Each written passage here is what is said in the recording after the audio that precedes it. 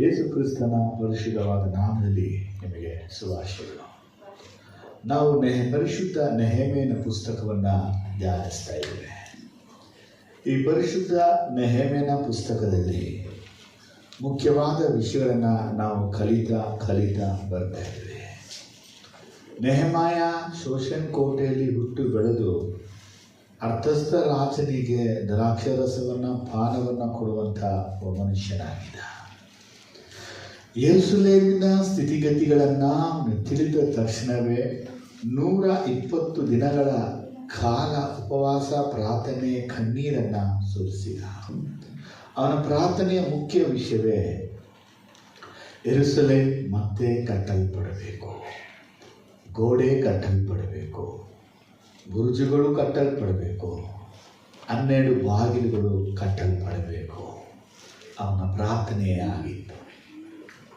ಅವನಿಗೆ ಬಂದಂಥ ಒಂದು ವಿಷನ್ ಏನಾಗಿತ್ತು ಅಂದರೆ, ಯೆರೂಸಲೇಮ್ ಮಣ್ಣು ಬೂದಿಯಾಗಿದೆ, ಯೆರೂಸಲೇಮ್ ಬರೀ ಧೂಳೇ ತುಂಬಿದೆ. ಇದನ್ನು ಕೇಳಿ ತಿಳಿದು ನೋಡಿದ ನೆಹೆಮಾಯ ರಾಜನಿಂದ ಎಲ್ಲ ರೀತಿ ಸಹಾಯವನ್ನು ಪಡೆದುಕೊಂಡು 6 ತಿಂಗಳುಗಳ ಕಾಲ ಪ್ರಯಾಣ ಮಾಡಿ ಯೂದಾಯ ದೇಶಕ್ಕೆ ಬಂದಿದ್ದಾನೆ. ಯೂದಾಯ ದೇಶಕ್ಕೆ ಬಂದು 3 ದಿನ ಇದ್ದು ಎಲ್ಲವನ್ನ ಪರೀಕ್ಷಿಸಿ ಹೇಗೆ ಪ್ರಾರಂಭಿಸಬೇಕು, ಏನು ಮಾಡಬೇಕು ಅಂತೇಳಿ ಪ್ಲ್ಯಾನೆಲ್ಲ, ಪ್ರಾಜೆಕ್ಟೆಲ್ಲ ಮಾಡಿ ಈ ಗೋಡೆಗಳನ್ನು ಕಟ್ಟುವ ಕೆಲಸಕ್ಕೆ ಕೈಯನ್ನು ಹಾಕ್ತಾನೆ. ಯಾವಾಗ ಯೆರೂಸಲೇಮಿನ ಗೋಡೆ ಕಟ್ಟುವ ಕೆಲಸಕ್ಕೆ ಕೈಯನ್ನು ಹಾಕ್ತಾನೋ ಆವಾಗಲೇ ಅವನಿಗೆ ವಿರುದ್ಧವಾಗಿ ಸನ್ಬಲಾಟ್, ಟೋಬಿಯಾಸ್, ಗೇಷಮ್, ಶೆಮಾಯ, ನೋವಾದ್ಯ ಅನ್ನುವಂಥವರು ವಿರುದ್ಧವಾದ ಕಾರ್ಯವನ್ನು ಮಾಡಿದ್ರು. ಒಂದು ವಿಷಯನ ನಾವು ತಿಳ್ಕೋಬೇಕು. ದೇವರಿಗಾಗಿ ನಾವು ಏನಾದರೂ ಮಾಡ್ತೀವಿ ಅಂತ ಎದ್ದಾಗ ಸೈತಾನ ಅವನು ಎದ್ದು ಅದನ್ನು ಹೊಡಿಬೇಕು ಅಂತ ಪ್ರಯತ್ನ ಪಡ್ತಾನೆ. ಹಾಗಾಗಿ ಸೈತಾನನ ತಂತ್ರಗಳು ಅನ್ನುವಂಥ ವಿಚಾರದಿಂದ ಧ್ಯಾನಿಸ್ಕೊಂಡೇ ಬಂತು. ನಾವು ಇಲ್ಲಿ ತನಕ 4 ವಿಷಯಗಳನ್ನು ಧ್ಯಾನಿಸಿದೋ. ಸೈತಾನನ ತಂತ್ರಗಳು, ಅದು 4ನೇ ಅಧ್ಯಾಯದಲ್ಲಿ. ಇವತ್ತು ನಾವು ಧ್ಯಾನ ಮಾಡೋದು 5ನೇ ಅಧ್ಯಾಯ ನೆಹೆಮಾಯದಲ್ಲಿ 1ರಿಂದ 5 ವಾಕ್ಯಗಳು. ಇಲ್ಲಿ 4 ರೀತಿಯ ಒಂದು ತಂತ್ರ, ಸೈತಾನನ ಕುತಂತ್ರಗಳು ಈ ಯೆರೂಸಲೇಮ್ ಪಟ್ಟಣದ ಹೊರಗಡೆ ನಡೀತಾ ಇತ್ತು. ಆ ಹೊರಗಡೆ ನಡೀತಾ ಇದ್ದಂತಹ ಆ ಕಾಲದಲ್ಲಿ ಇವರು ಗೋಡೆಯನ್ನು ಅರ್ಧ ಎತ್ತರದಷ್ಟು ಕಟ್ಟಿಬಿಟ್ರು. ಈಗ ಗೋಡೆ ಕಟ್ಟುವ ಕೆಲಸ ನಿಲ್ಲಿಸಬೇಕು ಅನ್ನುವಂಥ ಯೋಚನೆಯಿಂದಲೇ ಅವರು ಮಾಡಿದ ತಂತ್ರ ಏನಂದರೆ, ನಾವು ಅವರಿಗೆ ತಿಳಿಯದೆ ಗೊತ್ತಿಲ್ಲದೆ ಅವರ ಮಧ್ಯದಲ್ಲಿ ಹೋಗಿ ಕೆಲಸವನ್ನು ನಿಲ್ಲಿಸಿ ಬಿಡೋಣ, ಅವರನ್ನು ಕೊಂದು ಎಂಬುದಾಗಿ ಕಳೆದ ವಾರ ನಾವು ಧ್ಯಾನ ಮಾಡಿದ್ವಿ. ಅವರು ಮಾಡಿದ ಪ್ಲ್ಯಾನ್ ನೆಹೆಮಾಯನಿಗೆ ಅದು ಗೊತ್ತಾಯಿತು. ಅವರು ಪ್ರಾರ್ಥನೆ ಮಾಡಿ ಅದನ್ನು ಜಯಿಸಿಬಿಟ್ರು. ಈ 4 ತಂತ್ರಗಳನ್ನು 4ನೇ ಅಧ್ಯಾಯದಲ್ಲಿ ಈ ಒಂದು ಶತ್ರುಗಳು ಹೊರಗೆಯಿಂದ ಅಟ್ಯಾಕ್ ಮಾಡಿ, ಹೊರಗಡೆಯಿಂದ ನಿಂದಿಸಿ, ಹೊರಗಡೆಯಿಂದ ಪರಿಹಾಸ್ಯ ಮಾಡಿ, ಹೊರಗಡೆಯಿಂದ ಕುಯುಕ್ತಿ ಮಾಡಿ, ಹೊರಗಡೆಯಿಂದ ಎಲ್ಲ ಕಡೆಗಳನ್ನು ಮಾಡ್ಕೊಂಡು ಬಂದರು. ಆದರೆ 5ನೇ ಚಾಪ್ಟರ್ ಬಂದರೆ ಸೈತಾನನ ತಂತ್ರ ಈಗ ಒಳಗಲ್ಲ, ಒಳಗಡೆ ಪ್ರಾರಂಭವಾಗಿದೆ. ನಾವೇನು ಅಂದ್ಕೊಂಡಿರ್ತೀವಿ ಅಂದರೆ, ಸೈತಾನ ಅನೇಕ ಬಾರಿ ಹೊರಗಿಂದಲೇ ಬರೋದು, ಹೊರಗಿಂದಲೇ ಬಂದು ಕೆಲಸ ಮಾಡ್ತಾನೆ ಅಂತೇಳಿ ಅವನ ಪ್ರಯತ್ನಗಳೆಲ್ಲ ವಿಫಲವಾದಾಗ, ವ್ಯರ್ಥವಾದಾಗ, ಸೋತು ಹೋದಾಗ ಹೊರಗಡೆಯಿಂದ ಕೆಲಸ ಮಾಡದೆ ಒಳಗಡೆಯಿಂದ ಕೆಲಸ ಮಾಡ್ತಾನೆ. ಹಾಗಾದರೆ ಹೊರಗಿರುವಂಥವರು ಶತ್ರುವಿನ ಒಂದು ಆಯುಧಗಳಾಗಿ ಮಾರ್ಪಟ್ಟರು. ಈಗ ಒಳಗಿರುವಂಥವರಲ್ಲಿ ನಿರುತ್ಸಾಹವನ್ನು ತಂದು ಹೇಗೆ ಈ ಕೆಲಸವನ್ನು ನಿಲ್ಲಿಸಬೇಕು ಅನ್ನುವುದೇ ಸೈತಾನನ ಅತಿ ದೊಡ್ಡ ತಂತ್ರ. ಈ 1ರಿಂದ 5 ವಾಕ್ಯನ ಓದುವಾಗ ಸೈತಾನನು ಮಾಡಿದಂತಹ ಒಂದು ಕುತಂತ್ರ ಇಲ್ಲಿ ಬಯಲ್ಪಟ್ಟಿದೆ. ಓದೋಣವಾ? ತರುವಾಯ ಸಾಧಾರಣ ಜನರು ಅವರ ಹೆಂಡತಿಯರು ತಮ್ಮ ಬಂಧುಗಳಾದ ಯಹೂದ್ಯರಿಗೆ ವಿರುದ್ಧವಾಗಿ ಬಹಳ ಗುಣಗುಟ್ಟತೊಡಗಿದರು.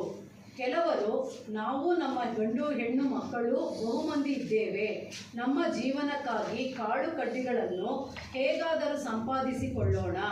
ಇನ್ನು ಕೆಲವರು, ನಮ್ಮ ಹೊಲ ತೋಟ ಮನೆಗಳನ್ನು ಒತ್ತೆ ಹಾಕಿ ಆಯಿತು, ಈ ಬರಗಾಲದಲ್ಲಿ ಧಾನ್ಯವನ್ನು ಹೇಗಾದರೂ ಸಂಪಾದಿಸಿಕೊಳ್ಳೋಣ. ಮತ್ತು ಕೆಲವರು, ಸರಕಾರಕ್ಕೆ ಕಂದಾಯ ಕೊಡುವುದಕ್ಕಾಗಿ ನಾವು ನಮ್ಮ ಹೊಲ ತೋಟಗಳ ಮೇಲೆ ಸಾಲ ತೆಗೆದುಕೊಳ್ಳಬೇಕಾಯಿತು. ಆ ನಮ್ಮ ಸಹೋದರರ ಕುಲಕ್ಕೂ ನಮ್ಮ ಕುಲಕ್ಕೂ ಅವರ ಮಕ್ಕಳಿಗೂ ನಮ್ಮ ಮಕ್ಕಳಿಗೂ ಏನು ಹೆಚ್ಚು ಕಡಿಮೆ?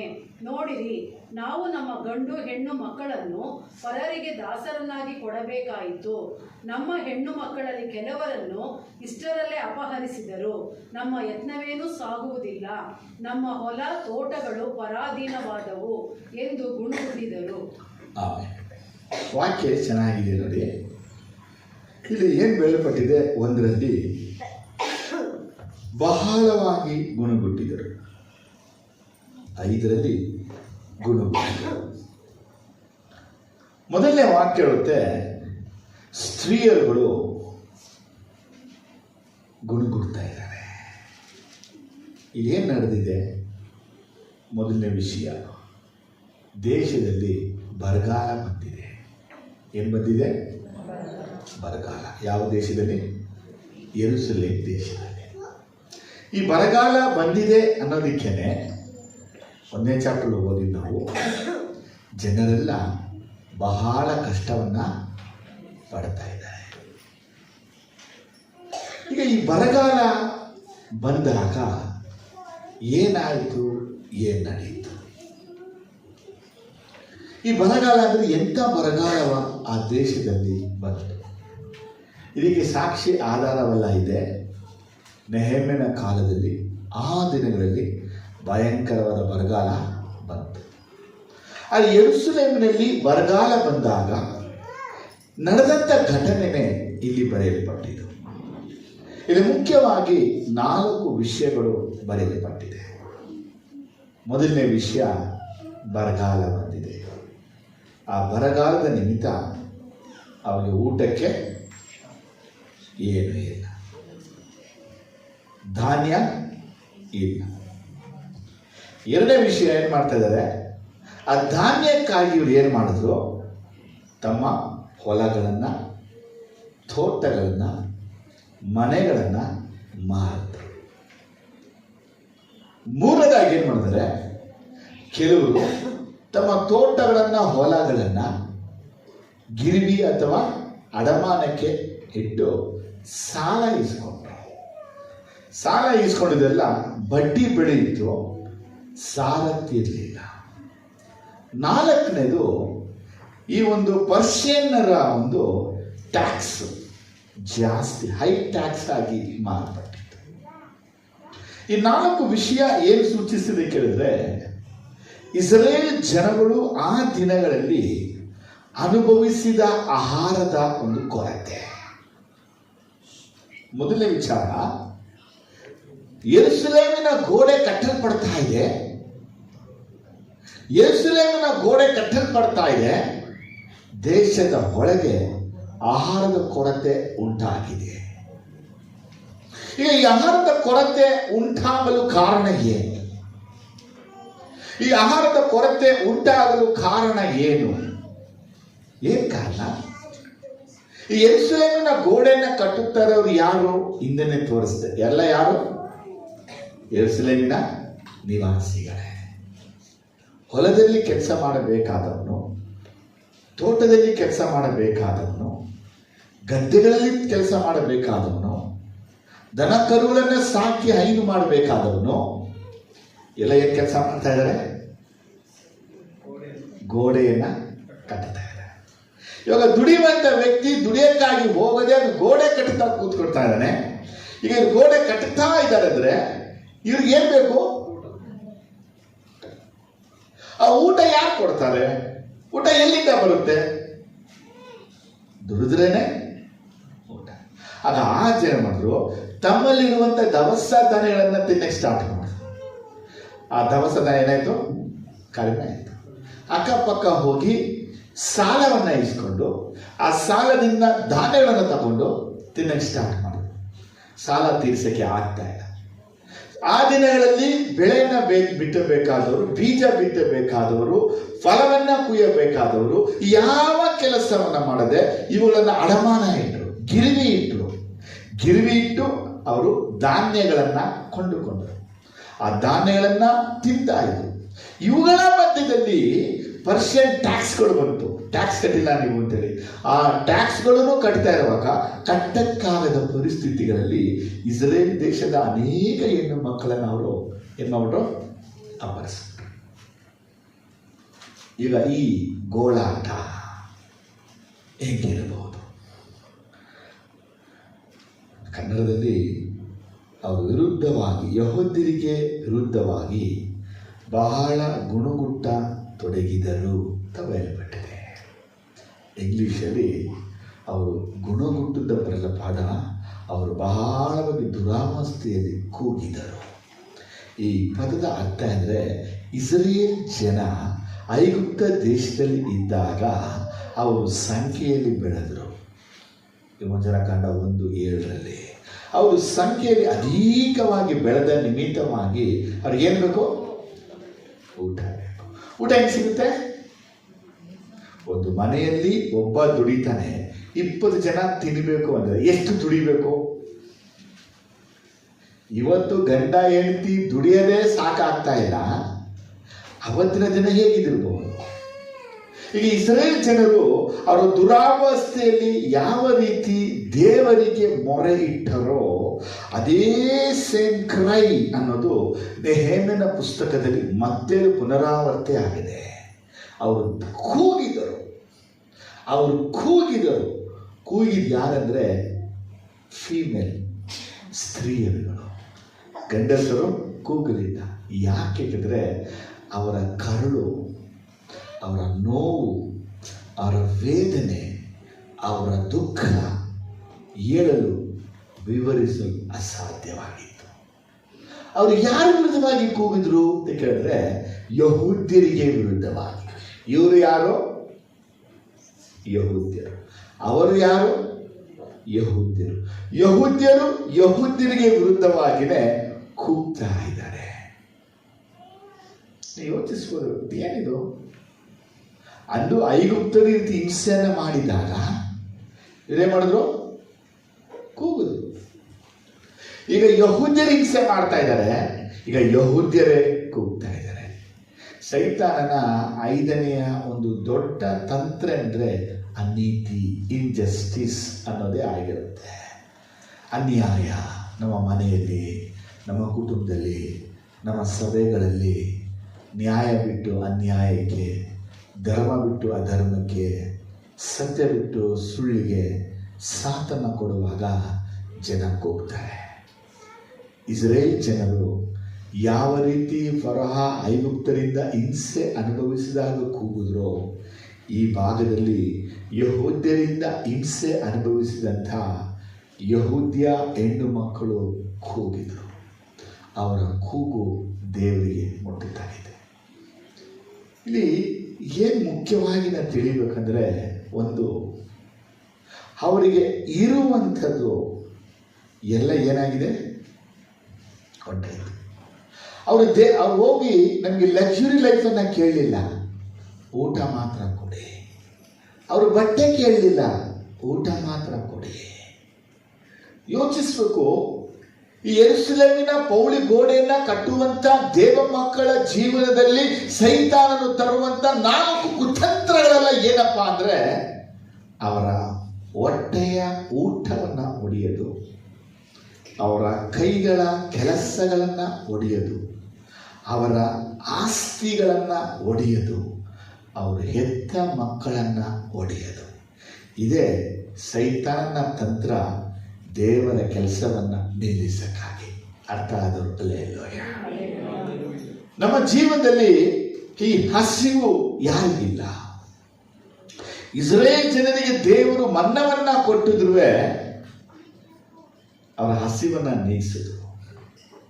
ಯಾಕಂದ್ರೆ ನಾವು ಓದ್ತೀವಿ ಆದಿಕಾಂಡದಲ್ಲಿ ಇಡೀ ಪ್ರಪಂಚಕ್ಕೆ ಬರಗಾಲ ಬಂದಾಗ ಐಗುಪ್ತ ದೇಶದಲ್ಲಿ ಮಾತ್ರ ರೊಟ್ಟಿ ಧಾನ್ಯವು ಸಿಗ್ತಿತ್ತು ಅಂತೇಳಿ. ಅದಕ್ಕೆ ಯಾಕೋಬ ಹೇಳ್ತಾನೆ, ನಾವು ಸಾಯದೇ ಬದುಕುವಂತೆ ನೀವು ಹೋಗಿ ಧಾನ್ಯವನ್ನು ತಗೊಂಡು ಬನ್ನಿ. ಯೂದ ಹೇಳ್ತಾನೆ, ನಾವು ಸಾಯದೇ ಬದುಕುವಂತೆ ನನ್ನ ತಮ್ಮನ್ನ ಕಳಿಸ್ಕೊಡಿ, ನಾವು ಹೋಗಿ ಧಾನ್ಯವನ್ನು ಕೊಂಡುಕೊಂಡು ಬರ್ತೀವಿ. ಅವತ್ತು ಅವರಿಗೆ ಆ ಬರಗಾಲದಲ್ಲಿ ಬದುಕೊಳ್ಬೇಕಾದ್ರೆ ಧಾನ್ಯ ಬೇಕು. ಅದೇ ಇಲ್ಲಿ ನೋಡ್ತೀವಿ, ಇವರಿಗೆ ಧಾನ್ಯ ಇದೆ, ಆದರೆ ಧಾನ್ಯ ಇವರಿಗೆ ಸಿಗ್ತಾನೆ ಇಲ್ಲ. ಇವರಿಗೆ ಮೋಸ ಮಾಡ್ತಾ ಇರೋನು ಅನ್ಯನಲ್ಲ, ಇವರಿಗೆ ಏಮಾರಿಸ್ತಾ ಇರೋನು ಅನ್ಯನೂ ಅಲ್ಲ, ಇವರಿಗೆ ಮೋಸ ಮಾಡ್ತಿರೋದೇ ಯಹೂದ್ಯ ಜನಗಳೇ. ಈ ಒಂದು 5 ವಾಕ್ಯಗಳಲ್ಲಿ ಮೋಶೆಯ ಧರ್ಮಶಾಸ್ತ್ರದಲ್ಲಿ ಏನು ಬರೆಯಲ್ಪಟ್ಟಿದೆ? ನಮಗೆ ಒಬ್ಬರು ಮೋಸ ಮಾಡಿದಾಗ, ವಂಚಿಸಿದಾಗ, ಏಮಾರಿಸಿದಾಗ ನಾವು ಹೇಗೆ ನಡ್ಕೋಬೇಕು, ಅವರು ಹೇಗೆ ನಡಿಬೇಕು. ಬೈಬಲ್ ಎಲ್ಲ ಓದಿದ್ದೀವಿ, ಬೈಬಲ್ ಎಲ್ಲ ತಿಳ್ಕೊಂಡಿರ್ತೀವಿ, ಆದರೆ ಎಷ್ಟೋ ವಾಕ್ಯಗಳನ್ನು ನಾವು ಕಲ್ತಿದ್ರು ತಿಳಿದಿದ್ರು ಅದನ್ನು ಪಾಲಿಸದೆ ಇರ್ತೀವಿ. ಮೊದಲನೇ ಪ್ರಶ್ನೆ ಏನಪ್ಪ ಅಂದರೆ, ಇವರ ಹೊಲಗಳು, ತೋಟಗಳನ್ನು, ಇವರ ಮನೆಗಳನ್ನು ಅವರು ಮಾರ್ಕೊಂಡ್ಬಿಟ್ರು. ಇದು ಏನು ಹೇಳುತ್ತೆ ನಮ್ಮ ಜೀವನದಲ್ಲಿ? ಧಾನ್ಯ ನಮ್ಮ ಜೀವನದ ಪ್ರತಿದಿನದ ಆಹಾರ. ಭವಿಷ್ಯಕ್ಕೂ ನಮಗೆ ಬೇಕು ಧಾನ್ಯಗಳು. ದ್ರಾಕ್ಷಿ ತೋಟ ಅದು ನಮ್ಮ ಇನ್ವೆಸ್ಟ್ಮೆಂಟು. ಅದು ಕೆಲವು ದಿನಗಳಾದಮೇಲೆ, ತಿಂಗಳುಗಳಾದಮೇಲೆ ನಮಗೆ ಫಲ ಸಿಗುತ್ತೆ. ಮಾತ್ರವಲ್ಲದೆ ನಮಗೆ ಸಂತೋಷವನ್ನು ಕೊಡುವಂಥದ್ದು. ಮನೆ ನಮ್ಮ ಆಶ್ರಯ, ನಾವು ತಂಗುವುದಕ್ಕಾಗಿ ದೇವರು ಕೊಟ್ಟಿದ್ದು. ಇದು 3ವೇ ಇವ್ರ ಜೀವನ ಏನಾಗ್ಬಿದೆ ಈಗ. ಇಲ್ಲಿ ಒಂದು ತಿಳ್ಕೋಬೇಕು, ಇಲ್ಲಿ ಯಾರುವೇ ಕುಡಿದು ಹಾಳು ಮಾಡಿಲ್ಲ, ಬೇರೆ ಸಂಬಂಧವಿಟ್ಟು ಹಾಳು ಮಾಡಿಲ್ಲ, ಅಥವಾ ಇವ್ರು ಇನ್ನೇನು ಕೆಟ್ಟ ಅಭ್ಯಾಸಗಳಿಗಾಗಿ ಏನು ಮಾಡಿಲ್ಲ, ಇವರು ಹಾಳು ಮಾಡಿಲ್ಲ. ಇವರೆಲ್ಲ ಒಂದೇ ಅಭಿಪ್ರಾಯದಲ್ಲಿ ಯೆರೂಸಲೇಮಿನ ಗೋಡೆಗಳನ್ನು ಕಟ್ತಾ ಇದ್ದಾರೆ. ಆದರೆ ಕಟ್ಟುವಂಥ ಜನರು ಕಟ್ಟದ ಹಾಗೆ ಆ ದಿನಗಳಲ್ಲಿ ಸೈತಾನ ಮಾಡಿದ, ಒಳಗಡೆ ಮಾಡಿದ ಕುತಂತ್ರ ಇದೆ. ಯಾವ ಕುತಂತ್ರ ಇದೆ? ಇಂಜಸ್ಟಿಸ್. ಇವತ್ತುವೇ ಅದೇ ಕುತಂತ್ರ ನಮ್ಮ ಸಭೆಗಳಲ್ಲಿ, ನಾವು ಮಾಡುವ ಕೆಲಸಗಳಲ್ಲಿ, ನಮ್ಮ ಸಂಬಂಧಗಳ ಮಧ್ಯದಲ್ಲಿ ನಡೀತಾನೇ ಇದೆ. ಯಾರು ಜನ ಪ್ರಾರ್ಥಿಸ್ತಾರೆ, ಯಾರು ಭಕ್ತಿ ಜೀವನ ಮಾಡ್ತಾರೆ, ಯಾರು ಪರಿಶುದ್ಧ ಜೀವನ ಮಾಡ್ತಾರೆ, ಯಾರು ದೇವರನ್ನು ಹುಡುಕ್ತಾರೆ, ಇವರ ಜೀವನದಲ್ಲಿ ಸಾಲಗಳು ಇದ್ದೇ ಇರುತ್ತೆ. ಯಾರೆಲ್ಲ ದೇವರಿಗಾಗಿ ತ್ಯಾಗಗಳನ್ನು ಮಾಡಿ ಏಸಪ್ಪನ ಹಿಂದೆ ಹೋಗ್ತಿರ್ತಾರೋ, ಇವರು ಮನೆಗಳನ್ನು, ಆಸ್ತಿಗಳನ್ನು ಕಳ್ಕೊತಾ ಇರ್ತಾರೆ. ಆದರೆ ಇವರು ದೇವರ ರಾಜ್ಯ ಕಟ್ತಾ ಇದ್ದಾರೆ. ಆದರೆ ಇವರಿಗೆ ಮೋಸ ಮಾಡೋರು ಅನ್ಯರಲ್ಲ, ದೇವರ ಮಕ್ಕಳು. ಸರಿನಾ? ಅಲ್ಲೆಲ್ಲೂ ಆಮೇಲೆ ಈಗ ನಾವು ಬೇಸಿಕ್ ಆಗಿ ಒಂದು ವಿಷಯವನ್ನು ತಿಳ್ಕೊಳ್ಳೋಣ. ಇದು ಏನು ಮುಖ್ಯವಾಗಿದೆ ಅಂತ ಕೇಳಿದ್ರೆ, ಸಾಲವನ್ನು ತಗೊಂಡ್ರು, ಸಾಲಕ್ಕೆ ಅವರು ಬಡ್ಡಿಯನ್ನು ಹಾಕಿದ್ರು. ಬಡ್ಡಿನ ತೀರ್ಸಕ್ಕಾಗದ ನಿಮಿತ್ತವಾಗಿ ಹೊಲ ಗದ್ದೆಗಳನ್ನು ಅಡಮಾನ ಇಡಲಾಯಿತು. ಅಡಮಾನ ಇಡೋದನ್ನ ಬಿಡಿಸ್ಕೊಳ್ಳೋಕೆ ಇವರಿಗೆ ಆಗಲಿಲ್ಲ. ಅಂದರೆ ಹೈ ಬಡ್ಡಿಯನ್ನು ಹಾಕಿದ್ರು. ಈ ಕಡೆ ಇವರು ಸಾಲ ತೀರಿಸ್ಬೇಕು, ಇವರು ಪದಾರ್ಥನ ಬಿಡಿಸ್ಕೋಬೇಕು, ಈ ಕಡೆ ಟ್ಯಾಕ್ಸ್ ಕಟ್ಟಬೇಕು. ಎಲ್ಲ ಒಂದೇ ಸಮನೆ ಸೇರ್ಕೊಂಡು ಬಿಟ್ಟಿದೆ. ಅಂತ ಪರಿಸ್ಥಿತಿಯಲ್ಲಿ ದೇವರ ಕೆಲಸಗಳನ್ನು ಅವರಿಗೆ ಮಾಡೋಕ್ಕೆ ಆಗ್ತಾ ಇಲ್ಲ. ಮೊದಲು ನೋಡೋಣ, ಬೈಬಲಲ್ಲಿ ಏನು ಬರೆಯಲ್ಪಟ್ಟಿದೆ. ಬೈಬಲಲ್ಲಿ ಏನು ಬರೆಯಲ್ಪಟ್ಟಿದೆ? ಇಲ್ಲಿ ಜನ ಹೋಗ್ಬಿಟ್ಟು ಆಹಾರವನ್ನು ಕೇಳಿದ್ರು, ಬೇರೆ ಏನು ಕೇಳಿಲ್ಲ. ಇಲ್ಲಿ ಜನ ಕೇಳ್ತಾ ಇರೋದು ಆಹಾರ, ದವಸ, ಧಾನ್ಯಗಳನ್ನ ಕೇಳಿದ್ದಾರೆ, ಬೇರೆ ಏನು ಕೇಳ್ತಾ ಇಲ್ಲ. ಆದರೆ ಈ ಒಂದು ಡಿಸ್ಅಡ್ವಾಂಟೇಜ್ ತಗೊಂಡಂಥವ್ರು, ಅಡ್ವಾನ್ಟೇಜ್ ತಗೊಂಡ್ರು ಯಾರಂದ್ರೆ ಯಹೂದ್ಯ ಐಶ್ವರ್ಯವಂತರು. ಮೊದಲನೇ ವಿಷಯ ಏನು ಗೊತ್ತಾ? ಇವ್ರು ಹೇಳ್ತಾ ಇದ್ದಾರೆ, ನಮ್ಮ ಹೊಲ, ತೋಟ, ನಮ್ಮ ಮಕ್ಕಳು, ನಮ್ಮ ಮನೆಗಳು ಪರಾಧೀನವಾದವು ಅಂತ ಹೇಳಿದ್ರು. ಇದೆಲ್ಲ ನಾವು ಯೋಚನೆ ಹೆಂಗೆ ಮಾಡಬೇಕು ಅಂದರೆ, ಎಜ್ರನಲ್ಲಿ ನಾವು ಓದುವಾಗ, ಎಜ್ರನನ್ನು ಕಳಿಸುವಾಗ ಪರ್ಷಿಯ ರಾಜ ಸುಮ್ಮನೆ ಕಳಿಸ್ದಿಲ್ಲ, ಅವನಿಗೆಲ್ಲವನ್ನು ಕೊಟ್ಟೆ ಕಳಿಸಿ. ಇವರು ಆಸ್ತಿ, ಅನುಕೂಲ, ಸ್ವತ್ತುಗಳನ್ನು ಪರ್ಷಿಯನ್ ರಾಜನ ಮುಖಾಂತರ ಎಜ್ರನ ಕಾಲದಲ್ಲಿ ಹೊಂದಿಕೊಂಡು ಬಂದಿದ್ದು. ಎಲ್ಲಿಗೆ? ಯೆರೂಸಲೇಮಲ್ಲಿ. ಯೆರೂಸಲೇಮಲ್ಲಿ ಎಲ್ಲರಿಗೂ ಒಂದೇ ಸಮವಾಗಿ ಆಸ್ತಿಯನ್ನು ಹಂಚಲಾಯಿತು. ಯಾರ್ಯಾರಿಗೆ?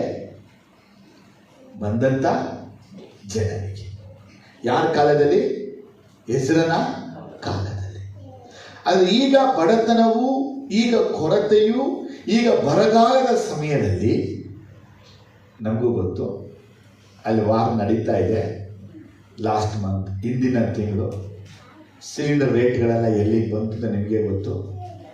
ಮಾರೋನು ಯಾರು? ನಮ್ಮ ಜನ. ತಗೊಳ್ಳೋನು ಯಾರು? ನಮ್ಮ ಜನ. ತಂದೆ, ತಾಯಿ, ಗಂಡ, ಹೆಂಡತಿ ಸಂಬಂಧಕ್ಕೆ ಬೆಲೆ ಇದೆ ಉಂಟಾಯಿತು. ತರಕಾರಿ ಬೆಲೆ ಏರಿತು, ದವಸಗಳ ಬೆಲೆ ಏರಿತು, ಧಾನ್ಯಗಳ ಬೆಲೆ ಏರಿತು. ಯಾರಿಗೆ ಮಾಡ್ತಾ ಇದ್ದಾರೆ? ಯಾರ ಹತ್ರ ಕೊಂಡ್ಕೋತಾ ಇದ್ದಾರೆ? ನಾವೆಲ್ಲ ಸಹೋದರರು. ಅರ್ಥ ಆಗ್ತದೆ ನಿಮ್ಗೆ ವಿಷಯ?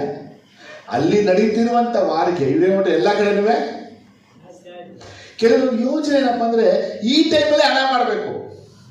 ದುಡ್ಡು ಮಾಡೋದು ಯಾವಾಗ? ಈ ಟೈಮಲ್ಲೇ ದುಡ್ಡು ಮಾಡೋದು. ನೋಡಿ, ಈಗ ಪೇಪರಲ್ಲಿ ಹಾಕ್ಬಿಡ್ತಾರೆ, 3 ದಿವಸ ಕರೆಂಟೇ ಇರಲ್ಲ, 3 ದಿವಸ ಕರೆಂಟೇ ಇರಲ್ಲ ಅಂತ ಹಾಕ್ಬಿಡ್ತಾರೆ. ಆಗ ಎಲ್ಲ ಕಡೆ ಮೇಣದ ಬತ್ತಿ ಏನು ಮಾಡ್ತಾರೆ? 5 ರೂಪಾಯಿದು 10 ರೂಪಾಯಿ ಮಾಡ್ತಾರೆ, 10 ರೂಪಾಯಿದು 20 ರೂಪಾಯಿ ಮಾಡ್ತಾರೆ, 20 ರೂಪಾಯಿ 50 ರೂಪಾಯಿ ಮಾಡ್ತಾರೆ. ಯಾಕಂದರೆ ಈಗ ದುಡಿದು ಬಿಡಬೇಕು. ಪ್ರತಿಯೊಬ್ಬರಿಗೆ ಏನು ಬೇಕು? ಕ್ಯಾಂಡಲ್ ಪ್ರತಿಯೊಬ್ಬರಿಗೂ ಬೇಕೇ ಬೇಕು. ಆ ಕ್ಯಾಂಡಲ್ ಇದ್ದವರು ಮನೆ ಜೀವನ ಮಾಡೋಕ್ಕಾಗಲ್ಲ. ಅದಕ್ಕೇನು ಮಾಡ್ತಾರೆ? ಸೌದೆ ಬೆಲೆ ಅದನ್ನು ಏರಿಸ್ತಾರೆ. ಇದನ್ನು ಏರಿಸಿ ಲೂಟಿ ಮಾಡ್ತಾ ಇದ್ದಾರೆ. ತರಕಾರಿ ಬೆಲೆ ನೋಡಿದ್ರೆ ತಾನೆ. ಎಣ್ಣೆ ಎಷ್ಟಲ್ಲಿತ್ತು? 75 ರೂಪಾಯಿ ಲಾಸ್ಟ್ 1 ಲೀಟ್ರು. ಇವತ್ತು 160 ರೂಪಾಯಿ ಏರಿಸ್ಕೊಂಡವ್ರೆ. ಪೆಟ್ರೋಲ್ ನೋಡ್ತಾ ಇದ್ರಲ್ವಾ, ವಾರ ಜಾಸ್ತಿ ಮಾಡ್ತಾನೇ ಹೋಗ್ತಾ ಇದ್ದಾರೆ. ಏನಕ್ಕೆ ಈಗೆಲ್ಲ ಆಗ್ತಾ ಇದೆ ಅಂದರೆ, ಈಗ ನಾವು ಮರೆತುಬಿಟ್ಟು ನಾವೆಲ್ಲ ಒಂದೇ ಬ್ಲಡ್ಡು, ನಾವೆಲ್ಲ ಒಂದೇ ಜನ, ನಾವೆಲ್ಲ ಒಬ್ಬರೇ ಎಲ್ಲ ಮರೆತುಬಿಟ್ಟು. ನಾನು ಒಂದು ಕಡೆ ಪ್ರೇಯರ್ಗೆ ಹೋದಾಗ ಒಂದು ಮಾತನ್ನು ಹೇಳಿದೆ, ನಿಮಗೂ ಅದು ಹೇಳ್ತೀನಿ. ನಮ್ಮಲ್ಲಿ ಹಿಂದೂ, ಮುಸ್ಲಿಂ, ಕ್ರೈಸ್ತ, ಪಾರ್ಸಿ ಹಿಂಗೆಲ್ಲ ನಾವು ಬಂದ್ಬಿಟ್ರು. ಈಗ ನಾವೆಲ್ಲ ಇರೋದಿಲ್ಲಿ ಭಾರತ ದೇಶದಲ್ಲೇ. ನಮಗೆ ಜಾತಿ ಎಲ್ಲಿಂದ ಬಂತು? ಹೊರಗಡೆಯಿಂದ ಬಂದರು, ಇಲ್ಲಿದ್ದರು, ಇಲ್ಲಿ ಮದುವೆ ಆದರು, ಇಲ್ಲಿ ಮಕ್ಕಳು ಮಾಡಿದ್ರು, ಅವ್ರು ಸತ್ತು ಹೋಗ್ಬಿಟ್ರು. ಅವ್ರ ಜಾತಿ ಇದ್ರೆ ನಾವು ಹೋಗ್ತಾ ಇದ್ದೀವಿ. ಇಡೀ ಭಾರತ ದೇಶ ಹುಡ್ಕೊಂಡು ಬಂದರೆ ನಾವೆಲ್ಲ ಒಂದೇ. ಹೊರಗಡೆಯಿಂದ ಬಂದವರು ಹೊಂಟೋಗ್ಬಿಟ್ರು. ಆದರೆ ನಾವು ಅವ್ರನ್ನ ಉಳಿಸ್ಕೊಂಡು ಹೋಗ್ತಾ ಇದ್ದೀವಿ. ನಾವು ಮರಾಠಿ ಕಣ್ರಿ, ನಾವು ಶಿವಾಜಿ ವಂಶರು ಕಣ್ರಿ, ನಾವು SC ಕಣ್ರಿ, ನಾವು ST ಕಣ್ರಿ, ನಾವು ಕ್ರೈಸ್ತರು ಕಣ್ರಿ, ನಾವು ಗೌಡ್ರು ಕಣ್ರಿ. ಯಾಕೆ ಮಾಡ್ಕೊಂಡಿದ್ದೋ? ಇವತ್ತು ಹೇಳುವಂಥ ಸತ್ಯ ನೀವು ಬಿಡುಗಡೆ ಹೊಂದ್ಕೋಬೇಕು. ನಿಮ್ಮ ಮನೆಯಲ್ಲಿ, ನಿಮ್ಮ ಕುಟುಂಬದಲ್ಲಿ, ನಿಮ್ಮ ನಂಬಿದವರಿಗೆ ಎಷ್ಟು ಮಾತ್ರಕ್ಕೂ ನೀವು ಅನ್ಯಾಯವನ್ನು ಮಾಡಿಕೊಡ್ತು. ನೀವು ಅನ್ಯಾಯವನ್ನು ಮಾಡಿಬಿಟ್ರೆ ನಿಮ್ದು ಆಶೀರ್ವಾದ ಖಂಡಿತವಾಗಿ ಬರಲ್ಲ. ನಿಮ್ಮ ಆಶೀರ್ವಾದಕ್ಕೆ ನೀವೇ ತಡೆಗಳಾಗ್ಬಿಡ್ತೀರ. ಇವತ್ತು ವ್ಯಾಪಾರ ಏನಾಗಿದೆ ಅಂತ ಹೇಳಿದ್ರೆ, ಎಲ್ಲವನ್ನೇ ಏರಿಸ್ತಾ ಹಾಕೋತಾರೆ.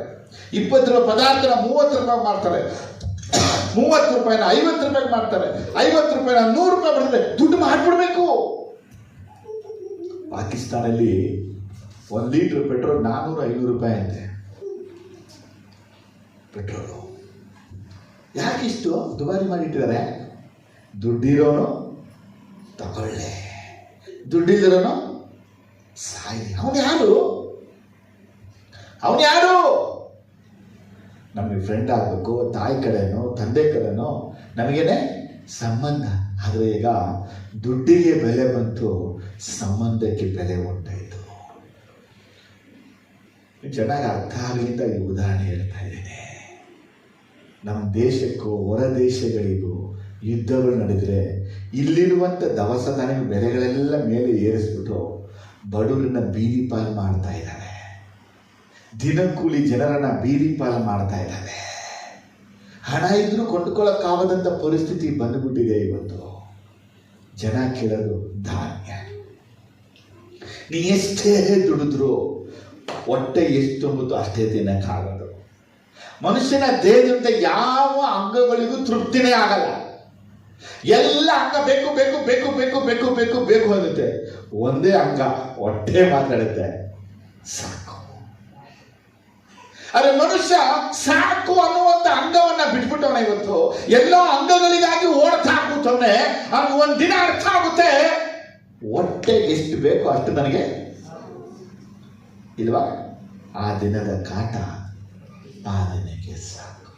ನಿನ್ನ ಜೀವಮಾನವಲ್ಲ ದುಡಿದು ದುಡಿದು ನಿನ್ನ ಆಹಾರವನ್ನು ಸಂಪಾದನೆ ಮಾಡು. ನಮ್ಮ ಜೀವಮಾನವೆಲ್ಲ ದುಡಿದು ದುಡಿದು ಕಾರು ಸಂಪಾದನೆ ಮಾಡು, ಮನೆ ಸಂಪಾದನೆ ಮಾಡು, ಒಡವೆ ಸಂಪಾದನೆ ಮಾಡು. ನಮ್ಮ ಸಂಪಾದನೆ ಏನಕ್ಕೆ ಮಾಡ್ತಾ ಇದೀವಿ ಅಂದರೆ ಹಳಿದು ಇಲ್ಲದೆ ನಾಶವಾಗಿ ಹೋಗುವುದಕ್ಕೆ ಸಂಪಾದನೆ ಮಾಡ್ತಾ ಇದ್ದೀವಿ. ನಮ್ಮೆಲ್ಲ ಕೈಗಳು ಉದ್ಧಾರವಾಗಿದ್ದವು, ಈಗ ಎಲ್ಲರ ಕೈಗಳೆಲ್ಲ ಹಿಂಗಾಗ್ಬಿಟ್ಟಿದೆ. ಯಾಕಂದ್ರೆ ಎಲ್ಲ ಕಮಿಟೆಡ್. ಚಿನ್ನ ಬೆಲೆ ಸ್ಟೋರ್ ಕಡಿಮೆ ಆಗ್ಬಿಟ್ಟಿದೆ. ಯಾರು ತಗೋತಾ ಇಲ್ವಾ? ತಗೋತಾನೆ ಇದ್ದಾರೆ. ಪದಾರ್ಥಗಳು ಯಾರು ತಗೋತಾ ಇಲ್ಲ? ತಗೋತಾ ಇದ್ದಾರೆ. ಎಲೆಕ್ಟ್ರಿಕ್ ಸ್ಟವ್ಗಳು 1100 ರೂಪಾಯಿ ಇದ್ದು 2500 ರೂಪಾಯಿ ಒಂದೇ ಸಲ ಜಂಪು. ಅಮೆಝಾನ್ ಅಲ್ಲಿ ಎಲೆಕ್ಟ್ರಿಕ್ ಸ್ಟವ್ ಇಲ್ಲ, ಔಟ್ ಆಫ್ ಸ್ಟಾಕ್. ಯಾವಾಗ ಯುದ್ಧ ಸ್ಟಾರ್ಟ್ ಆಯ್ತು, ಪೆಟ್ರೋಲ್ ಸಿಗಲ್ಲ, ಡೀಸೆಲ್ ಸಿಗಲ್ಲ, ಕರೆಂಟ್ ಸುಟ್ಟೋಗ್ಬಿಡುತ್ತೆ. ಅದಕ್ಕಾಗಿ ಎಲ್ಲ ಕಡೆ ಸುದ್ದಿನ ಹಬ್ಬಿಸ್ಬಿಟ್ಟು ಎಲೆಕ್ಟ್ರಿಕ್ ಸ್ಟವ್ ಎಲ್ಲ ನಾವು ತಗೊಂಡು ಎಷ್ಟು ಕಾಸು ಕೊಟ್ಟು ಇಲ್ವಾ? ಬಡವ್ರು ಏನ್ ಮಾಡ್ತಾನೆ, ಸೌದೆ ಒಲೆನ ಹುರ್ಕೊಂಡು ಊಟ ತಿಂತಾ ಇದ್ದ ಮನುಷ್ಯನಿಗೆ ಸಿಲಿಂಡರ್ ಕೊಟ್ಬಿಟ್ಟು ನಿಮ್ಗೆ ಸಿಲಿಂಡರ್ ಸಿಗಲ್ಲ ಅಂತಾನಲ್ಲ, ಆ ಮನೆ ಕಥೆ ಏನು? ಈ ಅನ್ಯಾಯವನ್ನ ಮಾಡ್ತಾನೆ ಹೊರಗಿರುವಂತ ಮನುಷ್ಯ ಅಲ್ಲ, ಈ ಅನ್ಯಾಯ ಮಾಡ್ತಾನೆ ಒಳಗಿರುವಂತ ಮನುಷ್ಯ. ಈ ಮೋಸ ಮಾಡ್ತಾರನ್ನು ಅನ್ಯ ದೇಶದವಲ್ಲ, ಈ ಮೋಸವನ್ನು ನಮ್ಮ ದೇಶದವನೇ. ಇಲ್ಲೇ ಹುಟ್ಟಿ ಇಲ್ಲೇ ಬೆಳೆದು ಇಲ್ಲೇ ಬೆಳೆದಂತ ಎಲ್ಲ ಬೆಲೆಗಳನ್ನು ದುಬಾರಿ ಮಾಡಿಬಿಟ್ಟು ಹಣವನ್ನ ಲೂಟಿ ಮಾಡ್ತಾ ಇದ್ದಾರೆ. ಇದು ಸೈತಾನನ ಒಂದು ಕುತಂತ್ರ. ನೆಹೆಮ್ಯ ಅದಕ್ಕೆ ವಿರುದ್ಧವಾಗಿ ಎದ್ದ. ಈ ವಿಷಯ ದೇವರ ಮಕ್ಕಳಿಗೆ ಕಿವಿ ಚೆನ್ನಾಗಿ ಬೆಳಬೇಕು.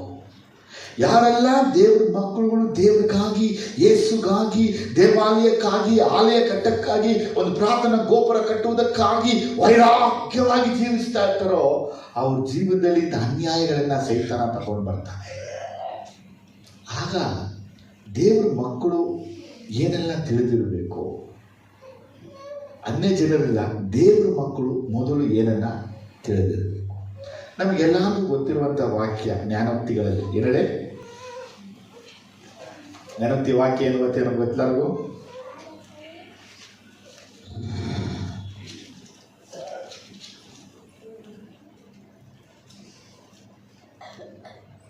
ಇಪ್ಪತ್ತ 1:13 ಬಡವನ ಮೊರೆಗೆ ಕಿವಿ ಮುಚ್ಚಿಕೊಳ್ಳುವವನು ತಾನೇ ಮೊರೆ ಇಡುವಾಗ ಯಾರೂ ಉತ್ತರ ಕೊಡರು. ನಂಬರ್ 1 ಜ್ಞಾನೋಕ್ತಿ ಬೇರ್ಪಟ್ಟಿದೆ ಅಂದರೆ, ಒಬ್ಬ ಬಡವ ಕೂಗ್ತಾ ಇದ್ರೆ ಯಾರಾದರೂ ಕಿವಿ ಮುಚ್ಕೊಂಡ್ರೆ ಅವನು ದೇವರ ಬಳಿ ಪ್ರಾರ್ಥಿಸುವಾಗ ದೇವರು ಅವನ ಕಿವಿಯನ್ನ ಮುಚ್ಕೋತಾನೆ.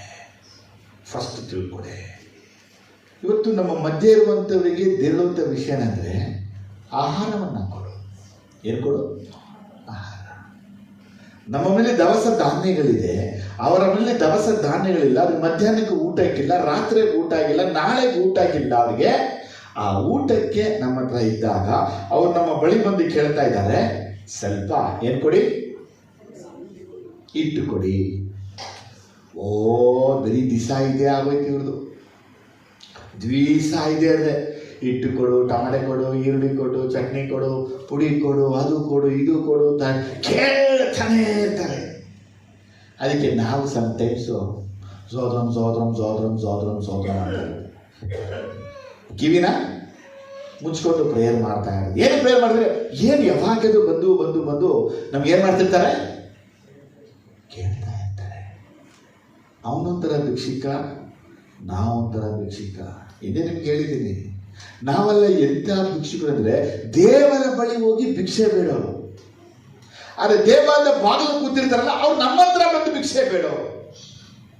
ದೇವರು ನ್ಯಾಯ ತೀರ್ಪು ಹೆಂಗ್ ಮಾಡ್ತಾನೆ ಅಂದ್ರೆ, ದೇವಾಲಯದ ಬಾಗಿಲು ಭಿಕ್ಷೆ ಬಿಡುವಂತವನಿಗೆ ನೀನು ಹೆಂಗ್ ಕೊಡ್ತೀಯೋ, ನೀನು ದೇವರ ಬಳಿ ಕೇಳಿದ ದೇವರು ಅಷ್ಟೇ ನಿನಗೆ ಕೊಡ್ತಾನೆ. ಆದರೆ ನಾವು ದೇವರ ಹತ್ರ ಅಫಿಷಿಯಲ್ ಆಗಿ ಭಿಕ್ಷೆನ ಕೇಳಿರ್ತೀವಿ.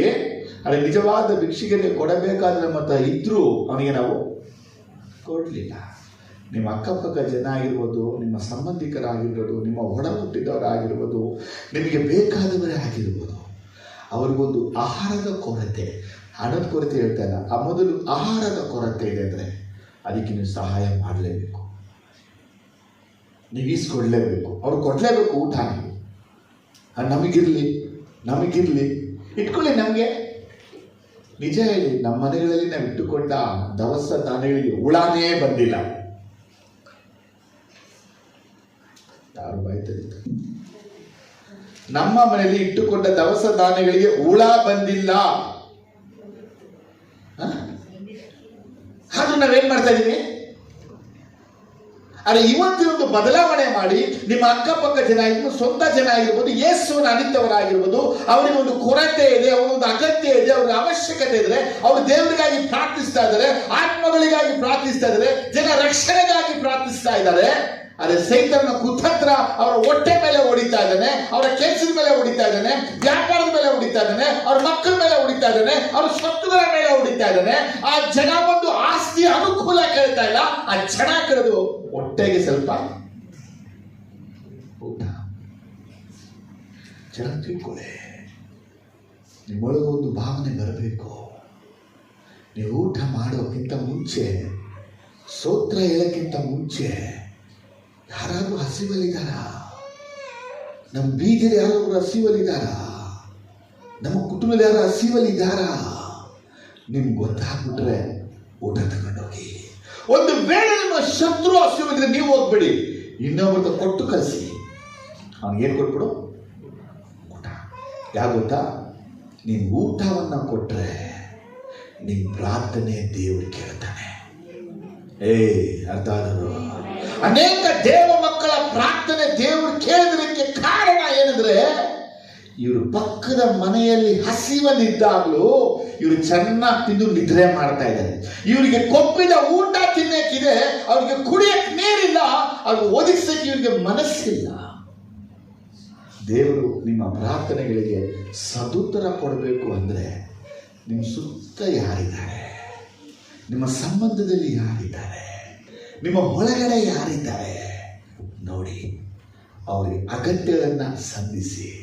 ಹಂಗೆ ನೀವು ಸಂಧಿಸಿದ್ರೆ ನಿಮ್ಮ ಪ್ರಾರ್ಥನೆಗೆ ಉತ್ತರ ದೇವರು ಕೊಡ್ತಾನೆ. ಆಮೇಲೆ ಜ್ಞಾನೋಕ್ತಿ 14:31 ಬಡವರನ್ನು ಹಿಂಸಿಸುವವನು ಸೃಷ್ಟಿಕರ್ತನನ್ನು ಹೀನೈಸುವನು, ಗತಿಯಿಲ್ಲದವರನ್ನು ಕರುಣಿಸುವವನು ಆತನನ್ನು ಘನಪಡಿಸುವನು. ನೋಡಿ, ಇಲ್ಲಿ 2 ವಿಷಯ ಬಯಲ್ಪಟ್ಟಿದೆ. ಒಂದು, ಬಡವನನ್ನ ಹಿಂಸಿಸಬಾರ್ದು. ಮುಂದೆ ವಾಕ್ಯ ತೋರಿಸ್ತೇನೆ, ಎಲ್ಲಕ್ಕೊಂದು ವಾಕ್ಯಗಳಿವೆ. ಬಡವರನ್ನ ಹಿಂಸಿಸಬಾರ್ದು. ಜೊತೆಗೆ ಒಬ್ಬ ಮನುಷ್ಯ ಅವನು ಬಡವ ಅಂತ ತಿಳಿದು ಆ ಬಡವನಿಗೆ ಹಿಂಸೆ ಮಾಡಿದ್ರೆ ಅವನು ಸೃಷ್ಟಿಕರ್ತನನ್ನ ಹಿಂದೈಸ್ತಾ ಇದ್ದಾನೆ, ಇನ್ಸಲ್ಟ್ ಮಾಡ್ತಾ ಇದ್ದಾನೆ. ಏನ್ ಮಾಡ್ತಾ ಇದ್ದಾನೆ? ಯಾರು ಇನ್ಸಲ್ಟ್ ಮಾಡ್ತಾ ಇರೋದು? ದೇವರಿಗೆ.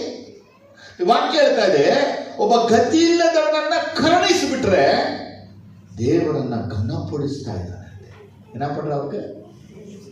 ನಮ್ಗೆಲ್ಲರೂ ಯೇಸುಸ್ವಾಮಿ ಮಹಿಮೆ ಪಡಿಸ್ಬೇಕು, ಯೇಸುಸ್ವಾಮಿ ಮಹಿಮೆ ಪಡಿಸ್ಬೇಕು, ಯೇಸುಸ್ವಾಮಿನ ಘನಪಡಿಸ್ಬೇಕು, ನಮ್ಗೆಲ್ಲರಿಗೂ ಆಸೆ ಇದೆ. ಅವ್ರು ಹೆಂಗೆ ಘನ ಹೊಂದ್ಕೋತಾರೆ? ಅವ್ರು ಹೆಂಗೆ ಮಹಿಮೆ ಹೊಂದ್ಕೋತಾರೆ? ಅವ್ರು ಯಾವಾಗ ಮಹಿಮೆ ಹೊಂದ್ಕೋತಾರೆ ಅಂತ ಕೇಳಿದ್ರೆ, ಒಬ್ಬ ಗತಿ ಇಲ್ಲದವನಿಗೆ ನೀವು ಕರುಣೆಯನ್ನ ತೋರುವಾಗ ಏನ್ ಮಾಡಬೇಕು? ಏನೋ ನಿಮ್ಮ ಕೈಲಾಗಿ ಸಹಾಯ ಮಾಡಿ. ಒಂದು ಅಜ್ಜಿ ಇದೆ, ಒಂದು ತಾತ ಇದೆ, ವಯಸ್ಸಾಗ್ಬಿಟ್ಟಿದೆ, ಒಂದು ಒಳ್ಳೆ ಸಾರು ಮಾಡಿದ್ರಿ, ಅವುಗಳಂತೂ ಮಾಂಸ ತಿನ್ನಕ್ಕಾಗಲ್ಲ, ಅದಕ್ಕೆ ಮೂಳೆ ಹಾಕಿ ಕೊಟ್ಬಿಡಿ ತಿನ್ನಿ. ವಯಸ್ಸಾದವರಿಗೆ ಮಾಂಸ ತಿನ್ನಕ್ಕಾಗಲ್ಲ, ಅಟ್ಲೀಸ್ಟ್ ಮಾಂಸ ರಸ ಕೇಳ್ತಿರ್ತಾರೆ. ಒಂದು ಸಾಂಬಾರು ಕೊಟ್ಟರೆ ಏನು ಕಡಿಮೆ ಆಗ್ಬಿಡ್ಬೋದು. ನಿಜ ಹೇಳಿ, ನಿಮ್ಮ ಮನೆಗಳಲ್ಲಿ ಒಳ್ಳೆ ಸಾರನ್ನ ಮಾಡಿ ಸುರಿದಿರೋದು ಉಂಟಾ ಇಲ್ವಾ? ಬಾಯಿ ಬಿಡ್ತಾರೆ. ಒಳ್ಳೆ ಸಾಂಬಾರು ಮಾಡಿ, ಆದರೆ ಆ ಸಾಂಬಾರನ್ನ ಸುರಿಯೋಕ್ಕಿಂತ ಮುಂಚೆ ನಿಮ್ಮ ಬೀದಿನ ಒಂದು ಅಜ್ಜಿ ಒಂದು ತಾತ ಇದ್ರಲ್ಲ, ಅವ್ರಿಗೆ ಎತ್ಕೊಂಡೋಗಿ ಸಾಂಬಾರು ಕೊಟ್ಟಿದ್ದಿದ್ರೆ ದೇವರು ಕರುಣೆ ತೋರಿಸ ನೆನೆಸ್ಬಿಟ್ಟು ಆ ದೇವರ ಮಹಿಮೆನ ಹೊಂದ್ಕೊಳ್ತಾ ಇದ್ದ. ಏಸಪ್ಪನಿಗೆ ಮಹಿಮೆ ಆಗ್ಬೇಕು, ಏಸಪ್ಪನಿಗೆ ಮಹಿಮೆ ಆಗ್ಬೇಕು ಅಂತೇಳಿ ನೀವು ದಾಹ ಉಳ್ಳವರಾಗಿದ್ದೀರಾ ಅಂದ್ರೆ ನೀವು ಗತಿ ಇಲ್ಲದವರಿಗೂ ಬಡವರಿಗೂ ಕರುಣೆ ತೋರೋದನ್ನ ತಿಳ್ಕೊಳ್ಬೇಕು. ನನಗೆ ಇಲ್ಲ, ನಾನೇ ಬರಗಟ್ಟ ಪಾಸ, ನೀವು ನನಗೆ ಕೊಟ್ರೆ ಸಾಕು, ಇಂಥ ಸುಳ್ಳು ಸುಳ್ಳು ಹೇಳಿ ಜೀವನವನ್ನ ನಾಶನಕ್ಕೆ ಬರ ಮಾಡ್ಕೊಳ್ಬೇಡಿ. ಕ್ರೈಸ್ತ ಮಕ್ಕಳು ಸುಳ್ಳು ಹೇಳಬಾರ್ದು, ಕೊಡಬೇಕು ಅಷ್ಟೇ. ಏಸಪ್ಪ ಹೇಳಿರೋದು ಕೊಡು, ಮುಗಿದ್, ಬೇರೆ ಬೇಕಾಗಿಲ್ಲ. ನೀ ಕೊಟ್ರೆ ನನಗೆ ಮಹಿಮೆ ಪಡಿಸ್ದಂಗೆ, ನೀ ಕೊಟ್ರೆ ನನಗೆ ಘನ ಪಡಿಸ್ದಂಗೆ. ನಾನು ಏಸಪ್ಪನ ಮಹಿಮೆ ಪಡಿಸ್ಬೇಕು, ನಾ ಏಸಪ್ಪನ ಘನ ಪಡಿಸ್, ನಾ ಕೊಡ್ತೀನಿ, ಮುಗಿದೇ. ಏನ್ ತಪ್ಪಲೆ ಕೊಡಕ್ಕಾಗಿಲ್ಲ. ಒಂದು ಅಜ್ಜಿ ಒಂದು ತಾತ ಒಂದು ವಯಸ್ಸಾದವರು ಪಕ್ಕದ ಮನೆ ಇರ್ತಾರೆ. ನಿಮ್ಮ ಪಕ್ಕದ ಮನೆ ನೋಡ್ಬೇಕಾಗತ್ತೆ. ನೀವಾಯ್ತು, ನಾನಾಯ್ತು, ನನ್ನ ಹೆಂಡತಿ ಆಯ್ತು, ಮಗು ಆಯ್ತು, ಜೀವನ ಮಾಡಿಬಿಡ್ಬೇಡಿ. ನಿನ್ನ ನೆರೆಯವನನ್ನ ನಿನ್ನಂತೆ ಪ್ರೀತಿಸು ಅಂತ ಯೇಸು ಹೇಳಿದ್ದು. ನಿನ್ನ ನೆರೆಯವನನ್ನ ನಿನ್ನಂತೆ ಪ್ರೀತಿಸು ಅಂದಾಗ ನೀ ಮಾಂಸ ಸಾರು ಮಾಡಿದಾಗ ಪಕ್ಕದ ಮನೆಗೆ ಎತ್ಕೊಂಡು ಕೊಡಬೇಕು. ಅವ್ರ ಹತ್ರ ಇದೆಯೋ ಇಲ್ವೋ ನಮಗೆ ಮನಸ್ಸಲ್ಲ ಬರಲ್ಲ. ನಾವು ಯೋಚಿಸ್ತೀವಿ, ನಮ್ಮ ಸಾಂಬಾರು ಮಾಡಿಬಿಟ್ಟು ರಾತ್ರಿಗೆ ಸರಿಯಾಗುತ್ತೆ, ನಾಳೆ ಬೆಳಗ್ಗೆಗೆ, ನಾಳೆ ಮಧ್ಯಾಹ್ನಕ್ಕೆ, ಹೆಂಗೋ ದುಡ್ಡನ್ನ ಏನು ಮಾಡ್ಬಿಟ್ಟು ಈ ರೀತಿ ಮಿಕ್ಸಿ ಎಷ್ಟು ಕೂಡಿಸಿದ್ದೀವಿ, ಈ ರೀತಿ ಮಿಕ್ಸ್ಬಿಟ್ಟು ಎಷ್ಟು ಕೂಡಿಸಿದೀವಿ ಹೇಳಿ ನೋಡೋಣ. ಇವತ್ತು ನಮ್ಮೊಳಗೆ ಒಂದು ದೊಡ್ಡ ಬದಲಾವಣೆ ಏನಾಗಬೇಕಂದ್ರೆ ನಾವು ನಮ್ಮ ಜನರಿಗೆ, ನಮ್ಮ ಸಂಬಂಧಿಕರಿಗೆ, ನಮಗೆ ಗೊತ್ತಿರುವಂತ ಪ್ರತಿಯೊಬ್ಬರಿಗೂ ನಾವು ಸಹಾಯ ಮಾಡಕ್ಕೆ ಎದ್ದೇಳಬೇಕು. ಯೇಸು ಹೇಳ್ತಾರೆ ಮತ್ತಾಯ ಸುವಾರ್ತೆಯಲ್ಲಿ, ನನ್ನ ಹಸಿದಿದೆ ಊಟ ಕೊಟ್ರಿ, ನನ್ನ ದಾಹದಿದೆ ನೀರು ಕೊಟ್ರಿ, ನನ್ನ ಸೆರೆಗಿದೆ ನೋಡಕ್ ಬಂದ್ರಿ. ಸ್ವಾಮಿ ನಾವ್ ಯಾವಾಗ ಬಂದೋ? ಒಬ್ಬ ಮನುಷ್ಯನಿಗೆ ಏನೆಲ್ಲ ಮಾಡಿದ್ರು ನೀವು ನನಗೆ ಮಾಡ್ದಂಗೆ. ಎಲ್ಲರಿಗೂ ಯೇಸು ಮಾಡಕ್ ಆಸೆ. ಹೇಳೇ ಒಂದು ದೊಡ್ಡ ಫ್ಲೆಕ್ಸ್ ಹಾಕ್ಬಿಟ್ಟು, ಫ್ಲೆಕ್ಸಲ್ಲಿ ಇಂಥರ ಹೆಸರೆಲ್ಲ ಹಾಕ್ಬಿಟ್ಟು ತುಂಬಾ ಖುಷಿ ಅವರಿಗೆ. ಪರಲೋಕದಲ್ಲಿ ನಿಮ್ಗೆ ಎಲ್ಲರಿಗೂ ಒಂದು ಒಳ್ಳೆ ಸ್ಥಾನಮಾನ ಬೇಕು, ಅದು ಒಂದು ಒಳ್ಳೆ ಹೆಸರುಗಳು ನಿಮಗೆ ಬೇಕು ಅಂದರೆ ನೀವು ಮಾಡಬೇಕಾದ ಮೊದಲನೇ ಕೆಲಸ ಬಡವರನ್ನ ಹಿನ್ನೈಸಬಾರ್ದು, ಗತಿಯಿಲ್ಲದವರಿಗೆ ಕರುಣೆಯನ್ನು ತೋರಿಸ್ಬೇಕು. ನಿಮ್ಗೆ ಎಷ್ಟಾಗುತ್ತೋ ಅಷ್ಟು ಮಾಡಿ, ಎಷ್ಟಾಗುತ್ತೋ ಅಷ್ಟು ಮಾಡಿ, ಎಷ್ಟಾಗುತ್ತೋ ಅಷ್ಟು ಮಾಡಿ. ದೇವರ ಆಶೀರ್ವಾದ ನಿಮ್ಮ ಮೇಲಿರುತ್ತೆ. ಆಮೇಲೆ ಜ್ಞಾನೋಕ್ತಿ 17:5 ಓದುವಾಗ, ಬಡವರನ್ನು ಹಾಸ್ಯ ಮಾಡುವವನು ಸೃಷ್ಟಿಕರ್ತನನ್ನೇ ಹೀನೈಸುವನು, ಪರರ ವಿಪತ್ತಿಗೆ ಹಿಗ್ಗುವವನು ದಂಡನೆಯನ್ನು ಹೊಂದದಿರನು. ಇರುತ್ತೆ ವರ್ಡು, ಬಡವರನ್ನ ನೋಡಿ, ಬಡವನ್ನ ನೋಡಿ ಹಾಸ್ಯ, ದುಡಿಯಕ್ಕಾಗಲ್ವಾ, ಕೆಲ್ಸಕ್ಕೆ ಹೋಗಕ್ಕಾಗಲ್ವಾ? ಅನೇಕ ಮನೆಗಳಲ್ಲಿ ಬಡವರಿಗೆ ಏನು ಮಾಡ್ತಾ ಇದ್ದಾರೆ, ಹಾಸ್ಯ ಮಾಡ್ತಾ ಇದ್ದಾರೆ. ಆ ವಾಕ್ಯ ಹೇಳುತ್ತೆ, ಇವರು ಸೃಷ್ಟಿಕರ್ತನನ್ನ ಹಿನ್ನೈಸ್ತಾ ಇದ್ದಾರೆ. ಏನ ಪಡಿಗಿರ ಮೀನ್ಸ್ ಸೃಷ್ಟಿಕರ್ತನನ್ನ ಹಿನ್ನೈಸ್ತಾ ಇದ್ದಾರೆ. ಆದರೆ ಇವತ್ತಿಂದ ನಾವು ಬಡವರನ್ನ ಹಾಸ್ಯ ಮಾಡೋದನ್ನ ಏನು ಮಾಡ್ಬೇಕು, ನಾವು ಬಿಡಿಸ್ಬೇಕು. ನಮ್ಮ ಹತ್ರ ಇದೆಯಾ ಅವರಿಗೆ ನಾವು ಕೊಡಬೇಕು, ನಾವು ಸಹಾಯ ಮಾಡಬೇಕು. ಅದೇ ನಮ್ಮ ಮುಖ್ಯ ವಿಷಯ. 22ನೇ ಚಾಪ್ಟರ್ಲಿ 22, 23, 24 ಓದುವಾಗ, ಬಡವರಿಗೆ ದಿಕ್ಕಿಲ್ಲವೆಂದು ತಿಳಿದು ಅವರನ್ನು ಸೂರೆ ಮಾಡಬೇಡ. ಬಡವರಿಗೆ ದಿಕ್ಕಿಲ್ಲ ಅಂತ ತಿಳಿದು ಸೂರೆ ಮಾಡಬೇಡ. ವಾಕ್ಯ ಹೇಳಿ, ಜೋರಾಗಿ ಹೇಳಿ.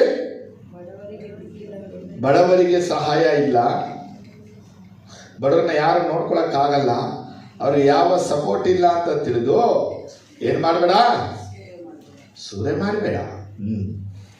ನ್ಯಾಯಸ್ಥಾನದಲ್ಲಿ ದರಿದ್ರರನ್ನು ತುಳಿಯದಿರು. ನ್ಯಾಯಸ್ಥಾನದಲ್ಲಿ ದರಿದ್ರರನ್ನ ತುಳಿಯಬೇಡ. ಆಮೇಲೆ ಯೆಹೋವನೇ ಅವರ ವ್ಯಾಜ್ಯವನ್ನು ನಡೆಸಿ. ನೋಡಿದ್ರ 23, ಯೆಹೋವನೇ ಅವರ ವ್ಯಾಜ್ಯವನ್ನ ನಡೆಸಿ ಸೂರೆ ಮಾಡಿದವರ ಜೀವವನ್ನು. ಏನ್ ವಾಕ್ಯ!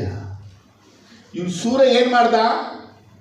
ಆಸ್ತಿ, ಹೊಲ, ಗದ್ದೆ, ತೋಟ, ಹಣ, ಮನೆ ಸೂರೆ ಮಾಡ್ದ. ದೇವ್ರೇನ್ ಮಾಡ್ತಾನಂತೆ? ಅವನು ಜೀವವನ್ನೇ ಸೂರೆ ಮಾಡ್ತಾನಂತೆ. ದೇವ್ರ ಮಕ್ಕಳು ಗಮನಿಸಬೇಕು.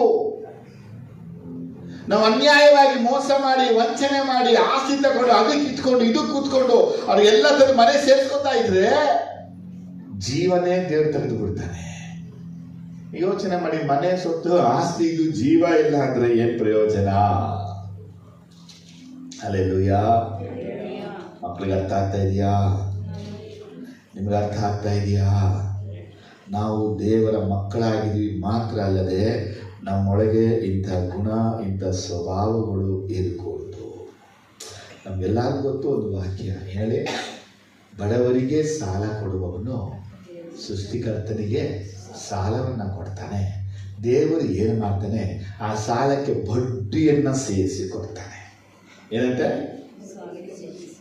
ಯಾರೆಲ್ಲ ಬಡವರಿಗೆ ಸಹಾಯವನ್ನ ಮಾಡ್ತಾರೋ ದೇವರು ಮಾಡ್ತಾನೆ, ಅವರಿಗೆ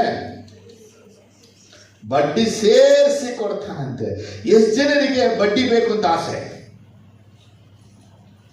ಯಾರಿಂದ ಗೊತ್ತಾ? ದೇವರಿಂದ. ಯಾರಿಂದ? ದೇವರಿಂದ ಬಡ್ಡಿ ಅಂತೆ, ಮನುಷ್ಯರಿಂದ ಅಲ್ಲ. ಅದು ದೇವರು ಹೇಳ್ತಾರೆ, ನಾನು ನಿನಗೆ ಬಡ್ಡಿ ಕೊಡ್ತೀನಿ ಕಣಯ್ಯ. ಇವತ್ತು ಯಾರಿಗೆಲ್ಲ 100 ರೂಪಾಯಿಗೆ 1000 ರೂಪಾಯಿ ಬೇಕೋ ಅವರು ಬಡವರಿಗೆ ಸಹಾಯವನ್ನ ಮಾಡಬೇಕು.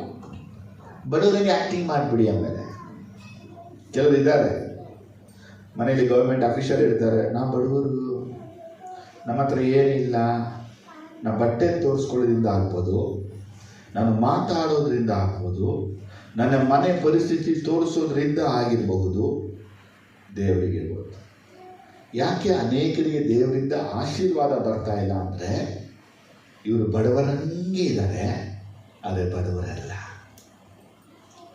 ನಮ್ಮ ಜನರಲ್ಲಿ ಒಂದು ಕೆಟ್ಟ ಸ್ವಭಾವ ಇದೆ. ಏನೇ ಕಾಸು ಕೊಟ್ಟರು ಗಂಟೆ ಹಾಕ್ಬಿಡ್ಬೋದು.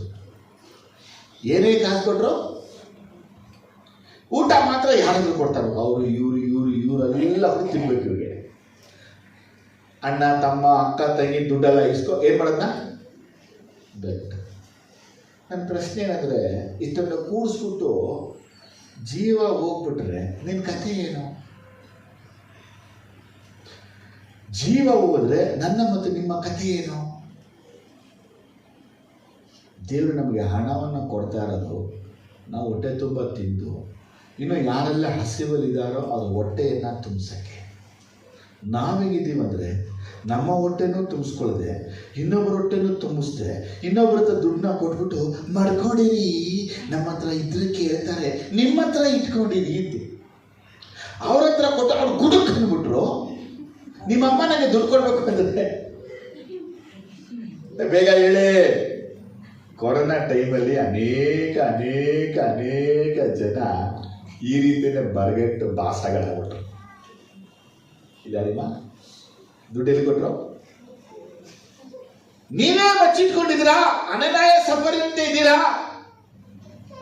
ಈ ಅನನಾಯ ಸಫರಿಯಾಗೆ ಮರಣ ಬರಕ್ಕೆ ಕೇಳ್ಕೊಂಡ್ರೆ ಯಾವ ರೀತಿಯಲ್ಲಿ ನೆಹೆಮ್ಯ 5ನೇ ಚಾಪ್ಟರ್ ಅಲ್ಲಿ ಇದೆಯೋ ಅದು ಅಪೊಸ್ತಲರ ಕೃತ್ಯ 5ನೇ ಚಾಪ್ಟರ್ ಅಲ್ಲೇ ಇದೆ.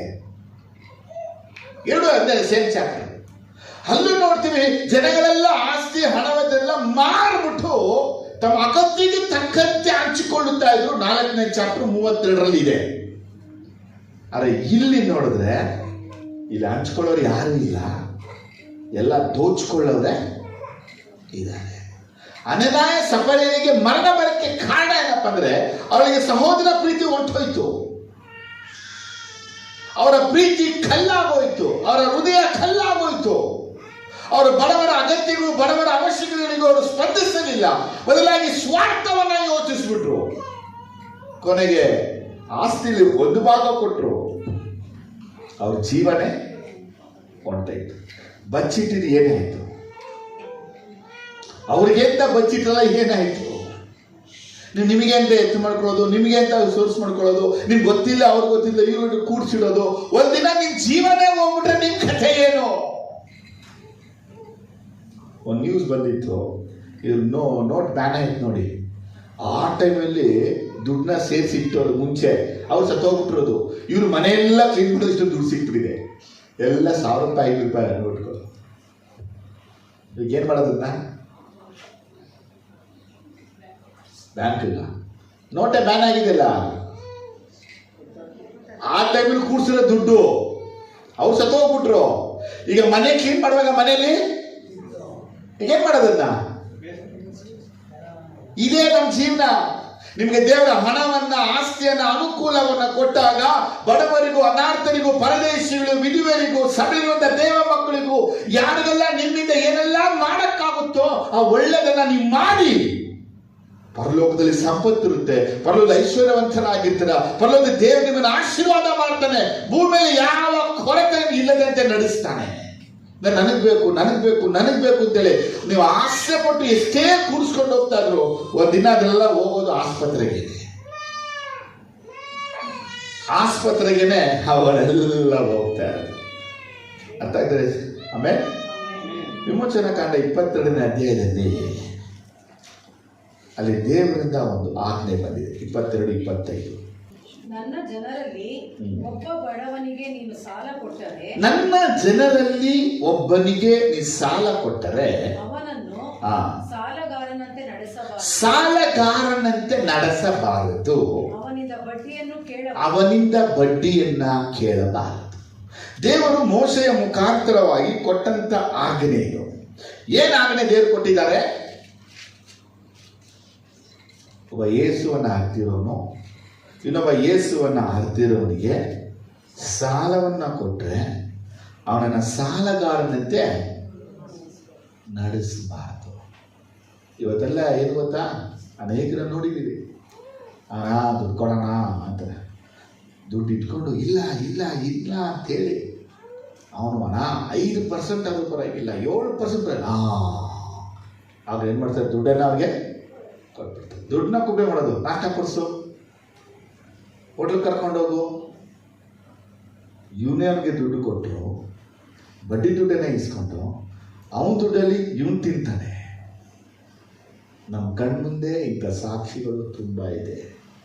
ಅನೇಕರಿಗೆ ಹೇಳಿದ್ದೀನಿ,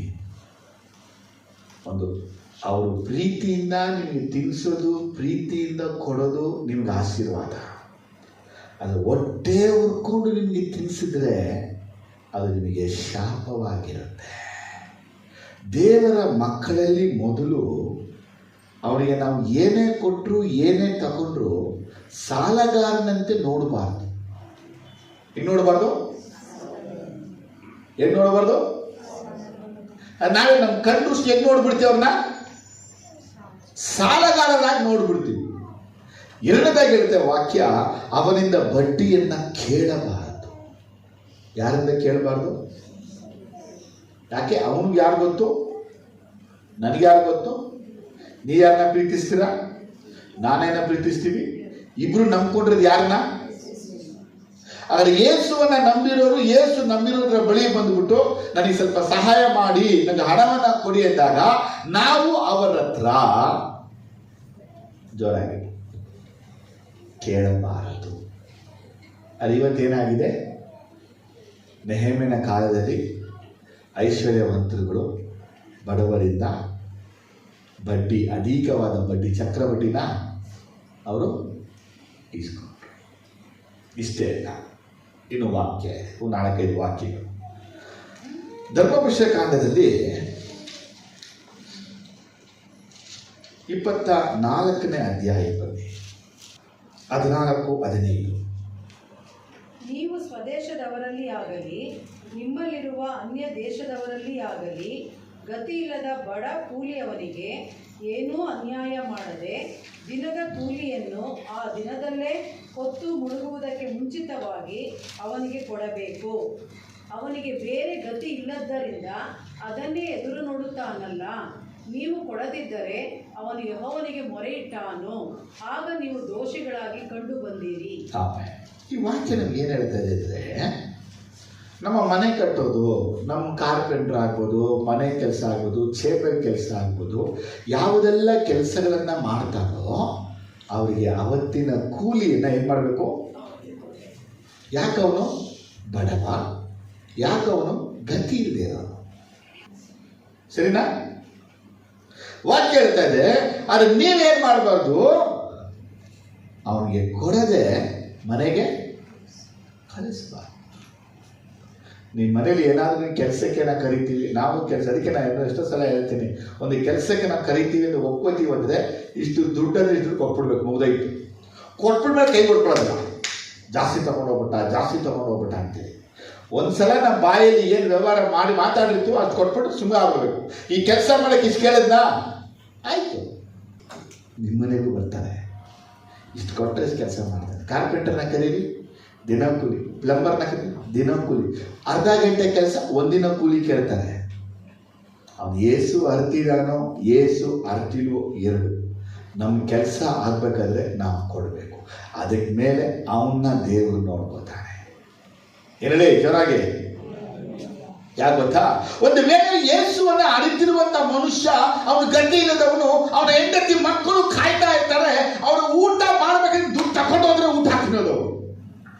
ಇವತ್ತು ಅವನಿಗೆ ಊಟಕ್ಕೆ ನಾವು ದುಡ್ಡು ಕೊಡದೆ ನಾಳೆ ಕೊಡ್ತೀನಿ, ನಮ್ಮ ದುಡ್ಡನ್ನ ಅವನ ದುಡ್ಡು ನಾವು ಇಟ್ಕೊಂಡ್ಬಿಟ್ರೆ ಅವನು ಬೆರೀ ಕೈಯಿಂದ ಮನೆಗೆ ಹೋಗ್ತಾನೆ. ಅವನ ಬೆರೀ ಕೈ ಹೆಂಡತಿ ನೋಡಿ, ಅವನ ಮಕ್ಕಳು ನೋಡಿ ಅವನಿಗೆ ಆರ್ತಿಗಳನ್ನ ತೆಗಿ ಸ್ಟಾರ್ಟ್ ಮಾಡ್ತಾರೆ. ಎಲ್ಲಿ ಹೋಗಿದ್ಯೋ, ಎಲ್ಲಿ ಬಿದ್ದಿದ್ಯೋ, ಎಲ್ಲಿ ಕುಡಿತಾ ಇದೆಯೋ, ಏನಿನ್ ಸುಮ್ಗೆ ನಿನ್ ಮದುವೆ ಆಗಿ ಹಿಂಗಾಯ್ತು ಹಂಗಾಯ್ತು. ಅವನೇ ತಾನೆ, ಇಲ್ಲ ನಾ ಕೆಲಸ ಮಾಡಿದ್ದೀನಿ, ಸೌಕರ್ಯ ನಾಳೆ ಕೊಡ್ತೀನಿ ಅಂದ್ರು. ಹಂಗೆ ಬಂದ್ಬಿಡೋಣ, ನೀನು ಬಂದ್ಬಿಡೋದ, ಹಂಗೆ ಇಸ್ಕೊಂಡ್ ಬರ್ಬೇಕಿತ್ತು. ಆದರೆ ನಮ್ಮ ಸಭೆ, ನಮ್ಮ ಮಕ್ಕಳುಗಳು, ನಾ ಹೇಳುವಂಥ ಸತ್ಯ, ನಿಮ್ಮ ಮನೆಯಲ್ಲಿ ಅವನು ಗಾರೆ ಕೆಲಸ ಆಗ್ಬೋದು, ಮನೆ ಕೆಲಸ ಮಾಡುವಂಥದ್ದೇ ಆಗಿರ್ಬೋದು, ಇವತ್ತಿನ ಸಂಬಳ ಇವತ್ತು ಕೊಟ್ಬಿಡ್ಬೇಕು ಅಷ್ಟೇ. ನಿಮ್ಮ ಮೈಲಿ ಕೆಲಸ ಮಾಡಿಸ್ತಾ ಇದ್ದೀರಾ, ಮನೆ ಕೆಲಸ, ಬಟ್ಟೆ ಎಲ್ಲ ಒಗಿತಾರ, ಪಾತ್ರೆ ತೊಳಿತಾರ, ನಾಳೆ ಬನ್ನಿ, ಇವತ್ತು ಮಂಗಳವಾರ, ನಾಳೆ ಬನ್ನಿ, ಇವತ್ತು ಶುಕ್ರವಾರ. ನಾವು ಆಸ್ಪತ್ರೆಗೆ ಹೋದಾಗ ಡಾಕ್ಟ್ರ್ ಹೇಳ್ತಾನೆ, ಇವತ್ತು ಮಂಗಳವಾರ ಕಟ್ಟು, ಇವತ್ತು ಶುಕ್ರವಾರ ಕಟ್ಟು. ಅಲ್ಲಿ ಮಾತ್ರ ವಾರಕ್ಕೆ ಹೇ ಅರ್ಥ ಆದ್ರೆ ಜನಗೆ ಬಲಗೆ ತಲೆಗೆ ಅಂತ ಹೇಳಿ, ನಿಮ್ಮೊಳಗೆ ಯಾವ ಕಾರಣಕ್ಕೂ ನೀವು ಎಷ್ಟು ರೀತಿಯಲ್ಲೂ ನಿಮ್ಮ ಮನೆಗೆ ಯಾರನ್ನೆಲ್ಲ ಕರೆಸಿ ಕೆಲಸಗಳನ್ನ ಮಾಡಿಸ್ತಿರೋ, ಏನು ಮಾತಲ್ಲಿ ವ್ಯವಹಾರ ಮಾಡಿಬಿಟ್ರೋ ಅದು ದುಡ್ಡು ಕೊಟ್ಬಿಟ್ಟು ಅದನ್ನ ಕಳಿಸ್ಬೇಕು. ಅದು ಮೋಸ ಆದ್ರೂ ಅನ್ಯಾಯ ಆದ್ರೂ ಅದ್ರ ಬಗ್ಗೆ ಯೋಚನೆ ಮಾಡಬಾರ್ದು. ನೀವು ದೇವ್ರನ್ನ ನೋಡಬೇಕು. ಕೆಲಸ ಮಾಡಿಸ್ಬಿಟ್ಟು ನಾಳೆ ಕೊಡ್ತೀನಿ, ಬರವಾರ ಕೊಡ್ತೀನಿ, ಬರೋ ತಿಂಗಳು ಕೊಡ್ತೀನಿ, ಅವನಿಗೆ ಕೂಲಿ ಹಿಡಿದ ದಿನದಷ್ಟು ಏಸಪ್ಪನ ಮುಂದೆ ನೀವು ದೋಷಿಗಳು. ಆ ಕೂಲಿ ನಿಮ್ಮಲ್ಲಿ ಇರುವ ತನಕ, ಆ ಶುದ್ಧ ಹಣ ನಿಮ್ಮಲ್ಲಿ ಇರುವ ತನಕ ನೀವು ದೋಷಿಗಳೇ. ನಿಮಗೆ ದೇವರ ಆಶೀರ್ವಾದ ಬರದೇ ಇಲ್ಲ. ಎಷ್ಟೋ ಸಲ ನಿಮ್ಗೆ ಹೇಳಿದ್ದೀನಿ, ಅವಾಗಲ್ಲ ಇವಾಗೆಲ್ಲ ಬಿಡಿ. ಪೆಟ್ರೋಲ್ ಹಾಕ್ಸೋಕೆ ಹೋದಾಗ ₹1 ₹2 ಬೆಲೆ ಇತ್ತು. ಅವಾಗ ಹೋಗ್ಬಿಡ್ತಾ ಇದ್ರು, ₹1 ಕಡಿಮೆ ಇದೆ, ₹100 ಪೆಟ್ರೋಲ್ ಹಾಕಿ. ಆಗ್ತಾ ಇದ್ರೆ ಇಲ್ವಾ? ಈಗ ₹1 ಕಡಿಮೆ ಇದ್ರೆ ₹1 ಕಡಿಮೆಗೆ ಪೆಟ್ರೋಲ್ ಹಾಕ್ತಾರೆ. ಆಗ ಹೋಗಿ ಪೆಟ್ರೋಲ್ನ ಹಾಕ್ಸ್ಕೊಂಡ್ಬಿಟ್ಟು ₹1 ಕಡಿಮೆ ಪೆಟ್ರೋಲ್ ಹಾಕ್ಸ್ಬಿಟ್ಟು ಮರೆತ್ಬಿಟ್ಟೆ. 1 ವಾರ ಕಳೆದೋಯ್ತು, ನೆನಪೇ ಇಲ್ಲ ನನಗೆ. 1 ವಾರ ನಾನು ಎಲ್ಲೋ ಪ್ರೇರ್ ಹೋಗ್ತದೆ ಹೇಳ್ತಾ ಇದ್ರೆ, ಪೆಟ್ರೋಲ್ ಹಾಕ್ಸ್ತಾ ಇಲ್ಲ, ₹1 ಕೊಟ್ಟ ಅವನಿಗೆ ಇಲ್ವಲ್ಲ. ಈಗ ಹೋಗಿ ಫಸ್ಟ್ ₹1 ನಾನು ಇಲ್ಲಿದ್ದೀನಿ ಅಂತ ಹೇಳಿದೆ. ನೀ ಇಲ್ಲೇರು ಎಲ್ಲೇರು, ಅವನು ಕೂಗಬಾರ್ದು. ನಾವು ಹೋಗಿ ಅವನಿಗೆ ಅಣ್ಣ ಏನಣ್ಣ ನೀವು ಇದೆಲ್ಲ ₹1 ಇಟ್ಕೊಳಪ್ಪ. ಅವನ ಹಣ ಅಂತ ಬಾಯಲ್ಲಿ ಮಾತಾಡ್ಬಿಟ್ಟು ಮನಸ್ಸಲ್ಲಿ ಎಷ್ಟು ದಿವಸ ಬೈದನೋ ಗೊತ್ತಿಲ್ಲ. ಎಷ್ಟು ಜನಕ್ಕೆ ಅರ್ಥ ಆಗ್ತದೆ? ಅಲ್ಲೇಲೂಯ ಹೇಳಿ. ನಿಮ್ಮ ಮನೆಯಲ್ಲಿ ಯಾರಾದರೂ ಪದಾರ್ಥ ಇಟ್ಕೊಂಡಿದ್ರೆ, ಒಡವೆ ಇಟ್ಕೊಂಡಿದ್ರೆ, ಈ ಚೊಂಬು ಗ್ಲಾಸ್ಗಳು ಕಳ್ತನ ಜಾಸ್ತಿ ಆಗ್ತಾ ಇರುತ್ತೆ. ಅದಕ್ಕೆ ನಮ್ಮ ಜನ ಎಲ್ಲ ಅಫಿಷಿಯಲ್ ಆಗಿ ಆಗ್ಬಿಡ್ತಾರೆ. ಯಾರಿಗಾದ್ರು ಕೊಡ್ಬೇಕಂದ್ರೆ ಪ್ಯಾಕಿಂಗ್ ಕವರ್ಲೆ ಕೊಟ್ಬಿಡ್ತಾರೆ. ಈಗ ನಮ್ಮ ಜನರಿಗೆ ಗೊತ್ತು, ಒಳ್ಳೆ ಟಿಫನ್ ಬಾಕ್ಸ್ ಕೊಟ್ಟರೆ ವಾಪಸ್ ಟಿಫನ್ ಬಾಕ್ಸ್ ಬರಲ್ಲ, ಸ್ಪೂನ್ ಕೊಟ್ಟರೆ ವಾಪಸ್ ಬರಲ್ಲ. ನೀವು ನಮ್ಮ ಟಿಫನ್ ಬಾಕ್ಸ್, ನಮ್ಮ ಸ್ಪೂನ್, ನಮ್ಮ ಕವರ್ ಮೈನ್ಸಲ್ಲಿ ಯೋಚನೆ ಮಾಡಿಬಿಟ್ರೆ ದೇವ್ರ ಮುಂದೆ ದೋಷಿ ಆಗ್ಬಿಡ್ತೀವಿ. ನೀವು ಯಾರು ಏಸಪ್ಪನ ಮುಂದೆ ಏನಾಗಬಾರ್ದು. ಅರ್ಥ ಆದ್ರೆ ಅಲ್ಲೇಲುಯಾ, ಅಲ್ಲೇಲುಯಾ. 15ನೇ ಅಧ್ಯಾಯ ಬನ್ನಿ, ಧರ್ಮಪುರುಷಕಾಂಡ 15ಕ್ಕೆ. ಇಲ್ಲೂ ಸ್ವಲ್ಪ ವಾಕ್ಯಗಳು ಚೆನ್ನಾಗಿದೆ. 2ನೇ ವಾಕ್ಯ ನೋಡಿ. ಹೇಗೆಂದರೆ ಯೆಹೋವನು ನೇಮಿಸಿದ ಬಿಡುಗಡೆಯ ಸಂವತ್ಸರವು ಬಂತೆಂದು ಪ್ರಕಟವಾದದರಿಂದ ಸಾಲ ಕೊಟ್ಟವನು ತೆಗೆದುಕೊಂಡವನಿಗೆ ಆ ಸಾಲವನ್ನು ಬಿಟ್ಟು ಬಿಡಬೇಕು. ಅವನು ಸ್ವದೇಶದವನಿಗೆ ಕೊಟ್ಟ ಸಾಲವನ್ನು ಕೇಳಬಾರದು. ಅನ್ಯ ದೇಶದವರಿಗೆ ಕೊಟ್ಟ ಸಾಲವನ್ನು ಕೇಳಿ ತೆಗೆದುಕೊಳ್ಳಬಹುದೇ ಹೊರತು ಸ್ವದೇಶದವನಿಗೆ ಕೊಟ್ಟದ್ದನ್ನು ಕೇಳಕೂಡದು. ನೋಡಿ, ಇಲ್ಲಿ 2 ವಿಷಯ ಹೇಳ್ತಾ ಇದೆ. ಸಾಲವನ್ನ ನಾವು ಕೊಟ್ಟರೆ ಏನ್ ಮಾಡ್ಬೇಕಂತೆ? ಜೂಬ್ಲಿ ವರ್ಷದಲ್ಲಿ ಮಾಡ್ಬೇಕನ್ನ ಕೇಳಬಾರದು. ಅದ್ರ ಅರ್ಥ ಏನಪ್ಪ ಅಂದರೆ, ಒಬ್ಬರಿಗೆ ಸಾಲ ಕೊಟ್ಟರೆ ಆ ಸಾಲಕ್ಕೆ 49 ವರ್ಷಗಳ ತನಕ ಇದೆ. ಎಕ್ಸ್ಪೈರಿ ಆಗಲಿಕ್ಕೆ 49 ಇಯರ್ಸ್. ಎಷ್ಟಿದೆ ಅಮ್ಮ? ಅಯ್ಯೋ, ನಮ್ದು ಮನೆಗೆ ತಗೊಳ್ಳೋಕ್ಕೆ 1 ಲಕ್ಷ ತಗೊಂಡು 10 ವರ್ಷ ಕಟ್ತೀವಿ. ತಗೊಳ್ಳೋದು 3 ಲಕ್ಷ, ಕಟ್ಟೋದು 9 ಲಕ್ಷ. ಅದು ನಮಗೆ ಚೆನ್ನಾಗಿದೆ ಗೊತ್ತಾಗಲ್ಲ. ನಮಗೆ ಬ್ಯಾಂಕಲ್ಲೇ 9 ಲಕ್ಷ ಕಟ್ಟಿರ್ತೀವಿ.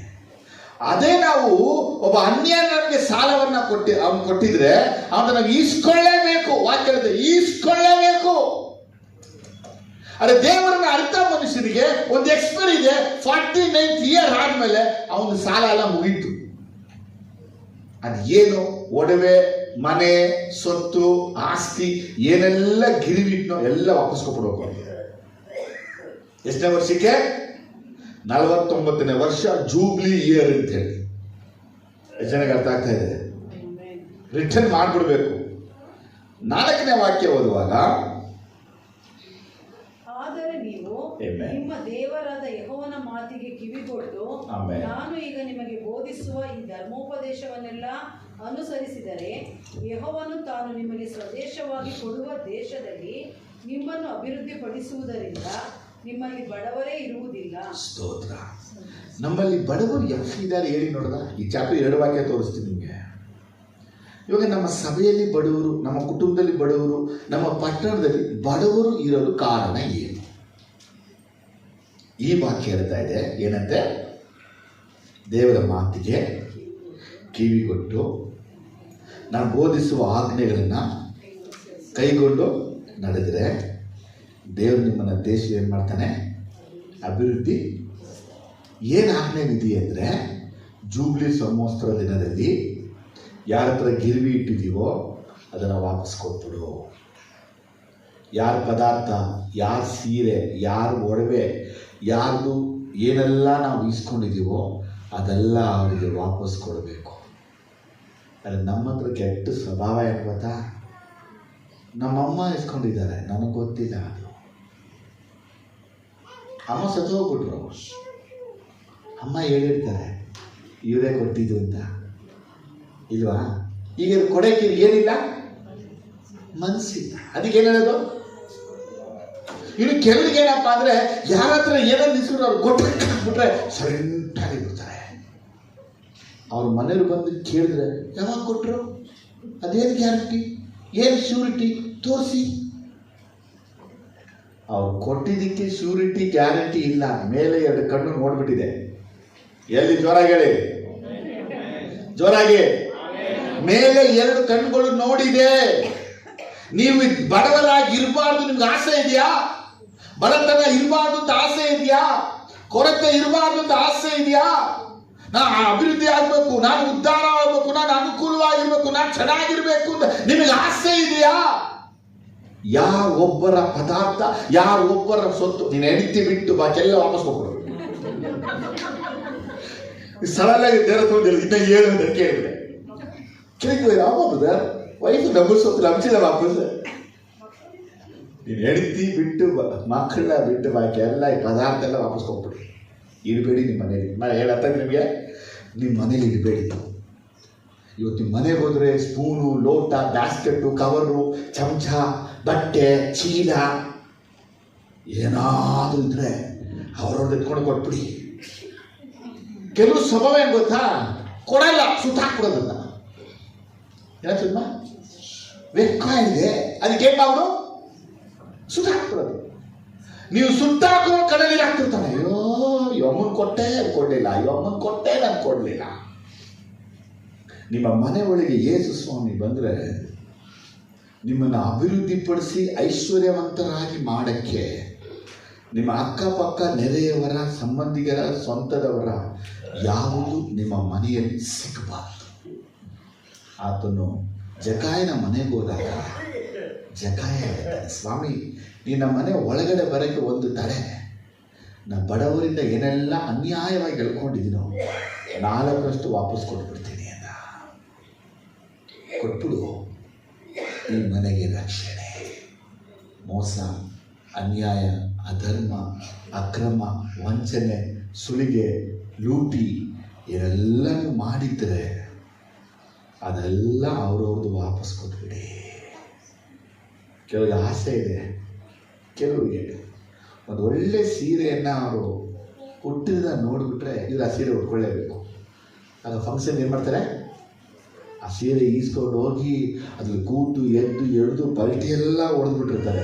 ಇನ್ನೂ ಸೀರೆ ಕೊಡೋಕ್ಕೆ ಮನಸ್ಸೇ ಇರಲ್ಲ, ಇನ್ನೊಂದು ಫಂಕ್ಷನ್ಗೆ ಬೇಕು ಸೀರೆ. ಯಾವ ಫಂಕ್ಷನ್ಗೆ? ಇವ್ರ ಹತ್ರ ಸೀರೆ ಇರ್ತಲ್ಲ, ಅದೇನು ಮಾಡ್ತಾ ಇದ್ದೀರಾ, ಅದನ್ನ ಬೆಂಗಳೂರು ಹೋದಾಗ ಅಲ್ಲ ಹಾಕೋತಾರೆ. ಈ ಸೀರೆ ಯಾರು, ನಮ್ಮ ಅಕ್ಕನವ್ರ ಸ್ವಂತದ್ದು, ಅವ್ರು ಇಸ್ಕೊಂಡಾರೋ, ಯಾಕೆ ಸೀರೆ ಕೇಳ್ಬಿಡ್ತಾರಲ್ವಾ. ದೇವ್ರ ಮಕ್ಕಳೇ, ನಿಮ್ಮ ಮನೆಯಲ್ಲಿ ನೀವು ದುಡಿದು ನೀವು ಸಂಪಾದನೆ ಮಾಡಿದ್ರೆ ಮಾತ್ರ ನಿಮ್ಮ ಮನೆಗೆ ಇರಬೇಕು. ಅರ್ಥ ಆದವಲ್ಲ? ಹಂಗಿದ್ರೆ ನೀವು ಬಡವರಾಗಿ ಇರಲ್ಲ. ನೀವು ಬಡತನ ನಿಮ್ಮ ಮನೇಲಿ ಇರಲ್ಲ, ಕೊರತೆ ಇರಲ್ಲ. ನೀವು ಕೊರತೆ ಅನುಭವಿಸ್ತಾ ಇದ್ರೆ, ಬಡತನ ಇದೆ ಅಂದ್ರೆ ಯಾರೋ ಮನೆಯದು ಪದಾರ್ಥ ನಿಮ್ಮ ಮನೆಯಲ್ಲಿ ಇದೆ, ಫಸ್ಟ್ ತೆಗೀರಿ, ಬಿಸಾಕಿ ಎತ್ಕೊಂಡೋಗಿ. ಕೆಲವೆಲ್ಲ ಆಸೆ. ನಾವೇನು ಮಾಡ್ತೀವಿ ಅಂದರೆ, ನಾವು ಒಬ್ಬರು ಮನೆಗೆ ಹೋಗ್ತೀವಿ, ನಮ್ಮ ಸಿಸ್ಟರ್ ಹೇಳ್ತಾರೆ, ನಮ್ಮ ಮನೇಲಿ ಮಂಚ ಇದೆ, ತಗೊಳ್ಳಿ ನೀವು ಕೊಟ್ಬಿಡ್ತೀನಿ ಅಂತ. ನಮಗೆ ಖುಷಿ, ಮಂಚ ಸಿಕ್ಬಿಡ್ತಿದ್ದೇನೆ. ಇವ್ರ ಮಂಚ ಎಲ್ಲಿಂದ ಬಂತು? ಅಂದರೆ ಇವ್ರು ಈಸ್ಕೊಂಡಿದ್ರು, ಕೊಡಿ ಆಮೇಲೆ ಕೊಡ್ತೀನಿ ಮಂಚ ಅಂತೇಳಿ. ಇವ್ರು ಮಂಚನೇ ವಾಪಸ್ ಕೊಡಿಗೆ ಏನು ಮಾಡ್ಬಿಟ್ರು, ಮರ್ತ್ಬಿಟ್ರು. ಕೇಳಿ ಕೇಳಿ ಕೇಳಿ ಕೊಡ್ಲೇ ಇಲ್ಲ. ಈಗ ಮತ್ತೆ ಬಂದ್ಬಿಟ್ರು, ಅವ್ರು ಮಂಚ ಕೇಳಿ ಬಂದ್ಬಿಟ್ಟವ್ರೆ. ಇವ್ರು ಎತ್ತಿ ನಮಗೆ ಕೊಟ್ರು, ನಮಗೊಂದು ಖುಷಿ, ಇವ್ರ ಮೇಲೆ ಒಂದು ಹೆಚ್ಚು ಪ್ರೀತಿ. ಡಬಲ್ ಟೀ ಕಾಸೆ ಟೀ ಕೊಡಮ್ಮ ಇವರಿಗೆ. ಯಾಕೆ ಡಬಲ್ ಟೀ ಕಾಸೆ? ಇವ್ರು ಮಂಚ ಹಾಕೊಟ್ರು. ಇವ್ರು ಮಂಚ ನಮ್ಗೆ ಯಾಕೆ ಕೊಟ್ರು ಅಂದ್ರೆ, ಅವ್ರು ಬಂದು ಏನ್ ಮಾಡ್ತಾರೆ, ಮಂಚ ನಮಗೆ ತಗೊಂಡು ಹೋಗ್ತೀನಿ ಕೇಳಿದ್ರು. ಕೇಳ್ತಾ ಇದ್ದೀರಾ? ನಿಮ್ಮ ಮನೆಗೆ ಎಷ್ಟೋ ಪದಾರ್ಥ ಬಂದು ಸೇರ್ಕೊಂಡಿದೆ. ಆ ಪದಾರ್ಥಗಳಲ್ಲಿ ಪಾಪದ ಕಾರ್ಯ ನಡೆದಿದೆ, ಆ ಪದಾರ್ಥಗಳಲ್ಲಿ ಪಾಪಗಳು ನಡೆದಿದೆ, ಆ ಪದಾರ್ಥಗಳು ದೆವ್ವಗಳಿಗೆ ಪ್ರತಿಷ್ಠೆ ಆಗಿದೆ, ಆ ಪದಾರ್ಥದಲ್ಲಿ ಸೈತಾನ ಕಾರ್ಯ ನಡೆದಿದೆ, ದೆವ್ವದ ಕಾರ್ಯ ನಡೆದಿದೆ. ಒಂದು ವೇಳೆ ಹೆಣ್ಣು ಮಕ್ಕಳು ಹಾಳಾಗಿರ್ಬೋದು, ಒಂದು ವೇಳೆ ಗಂಡು ಮಕ್ಕಳು ಹಾಳಾಗಿರ್ಬೋದು, ಆ ಮಂಚ ಆಗ್ಬೋದು, ಆ ಬೆಡ್ಗಳಾಗಿರ್ಬೋದು, ಅವುಗಳು ನಿಮ್ಮ ಮನೆಯ ಒಳಗೆ ಬಂದ್ರೆ ನಿಮಗೆ ಹೆಂಗೆ ಶುಭ.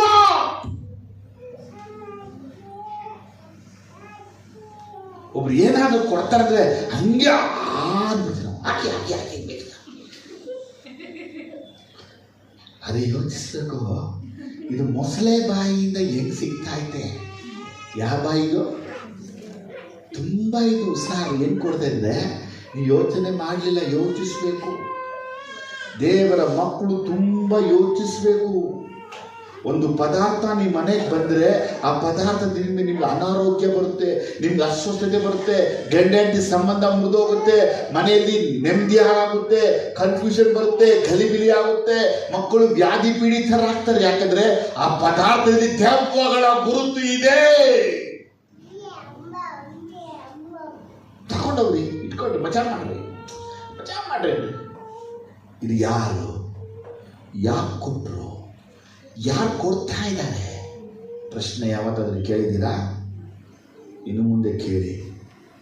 ಇದೆಲ್ಲ ತಂದು ನೀವು ಮನೆಯಲ್ಲಿ ಸೇರಿಸ್ಕೊಂಡ್ರೆ ಮನೆಯಲ್ಲಿ ಹೇಗೆ ಆಕಾಂತಂದು ಇಟ್ಟುಕೊಂಡಿದ್ದಕ್ಕಾಗಿ ಇಸ್ರೇಲರು ಸೋತು ಹೋದ್ರು, ನಿಮ್ಮ ಮನೆಯಲ್ಲಿ ನಿಮ್ಮ ಕುಟುಂಬದ ಸೋಲುಗಳು ಉಂಟಾಗ್ತಿರುತ್ತೆ. ಆಮೇಲೆ ಅರ್ಥ ಆದದ್ದು ಅಲೆ ಇದು ಸ್ತೋತ್ರ ಮಲೆ ಇದು 7:8. ನಿಮ್ಮ ದೇವರಾದ ಯೆಹೋವನು ನಿಮಗೆ ಕೊಡುವ ದೇಶದ ಯಾವ ಊರಲ್ಲಿಯಾದರೂ ಸ್ವದೇಶದವನಾದ ಬಡವನಿದ್ದರೆ ನೀವು ಆ ಬಡ ಸಹೋದರನಿಗೆ ಮನಸ್ಸನ್ನು ಕಠಿಣ ಮಾಡಿಕೊಂಡು ಅವನಿಗೆ ಸಹಾಯ ಮಾಡದೇ ಇರಬಾರದು. ನೋಡಿದ್ರ, ನಮ್ಮ ಸಭೆಯಲ್ಲಿ, ನಮ್ಮ ಕುಟುಂಬದಲ್ಲಿ, ನಮ್ಮ ಜನಗಳಲ್ಲಿ ಯಾರಾದರೂ ಒಬ್ಬ ಮನುಷ್ಯ ಕಡು ಬಡವನಾಗಿದ್ರೆ ಅವನ ವಿಷಯದಲ್ಲಿ ನಮ್ಮ ಮನಸ್ಸನ್ನ ಕಠಿಣ ಮಾಡಿಕೊಳ್ಳಬಾರದು. ಬದಲಾಗಿ ಏನ್ ಮಾಡಬೇಕು? ಅವನಿಗೆ ಸಹಾಯ ಮಾಡಬೇಕು.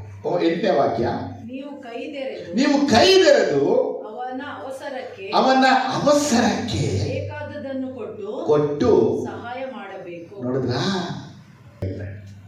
ಅವನಿಗೆ ಏನು ಬೇಕು ಏನಾಗ್ಬಾರ್ದು ಹೇಳಿ. ಕೊಡ್ತೀರಾ? ಕೊಡಲ್ವ? ಕೊಡೋದ್ರ ಜೋರಾಗದ ಅಲ್ಲೆಲ್ಲಿ ಹೇಳೋದು. ಈ ದೇವದೂತರು ನೋಡಿದ್ದಾರೆ, ಕೈ ಎತ್ತಿದ್ನ. ಆಮೇಲೆ ಮನೆಗೆ ಹೋಗ್ಬಿಟ್ಟು ಅಣ್ಣ ಏನಾದರೂ ಕೊಡೋದು ಆ ಕಡೆ ಹೋಗ್ಬೇಕು. ನಿಮ್ಮ ಅಕ್ಕನ ತಂಗಿನ ಫೋನ್ ಮಾಡ್ಬಿಟ್ಟು ಒಂದು 500 ಕೊಡು, ಆ ಕಡೆ ಹೋಗಿ, ನಿನಗೆ 500 ಕೇಳಕ್ಕಿದ್ದೆ ನಾನು.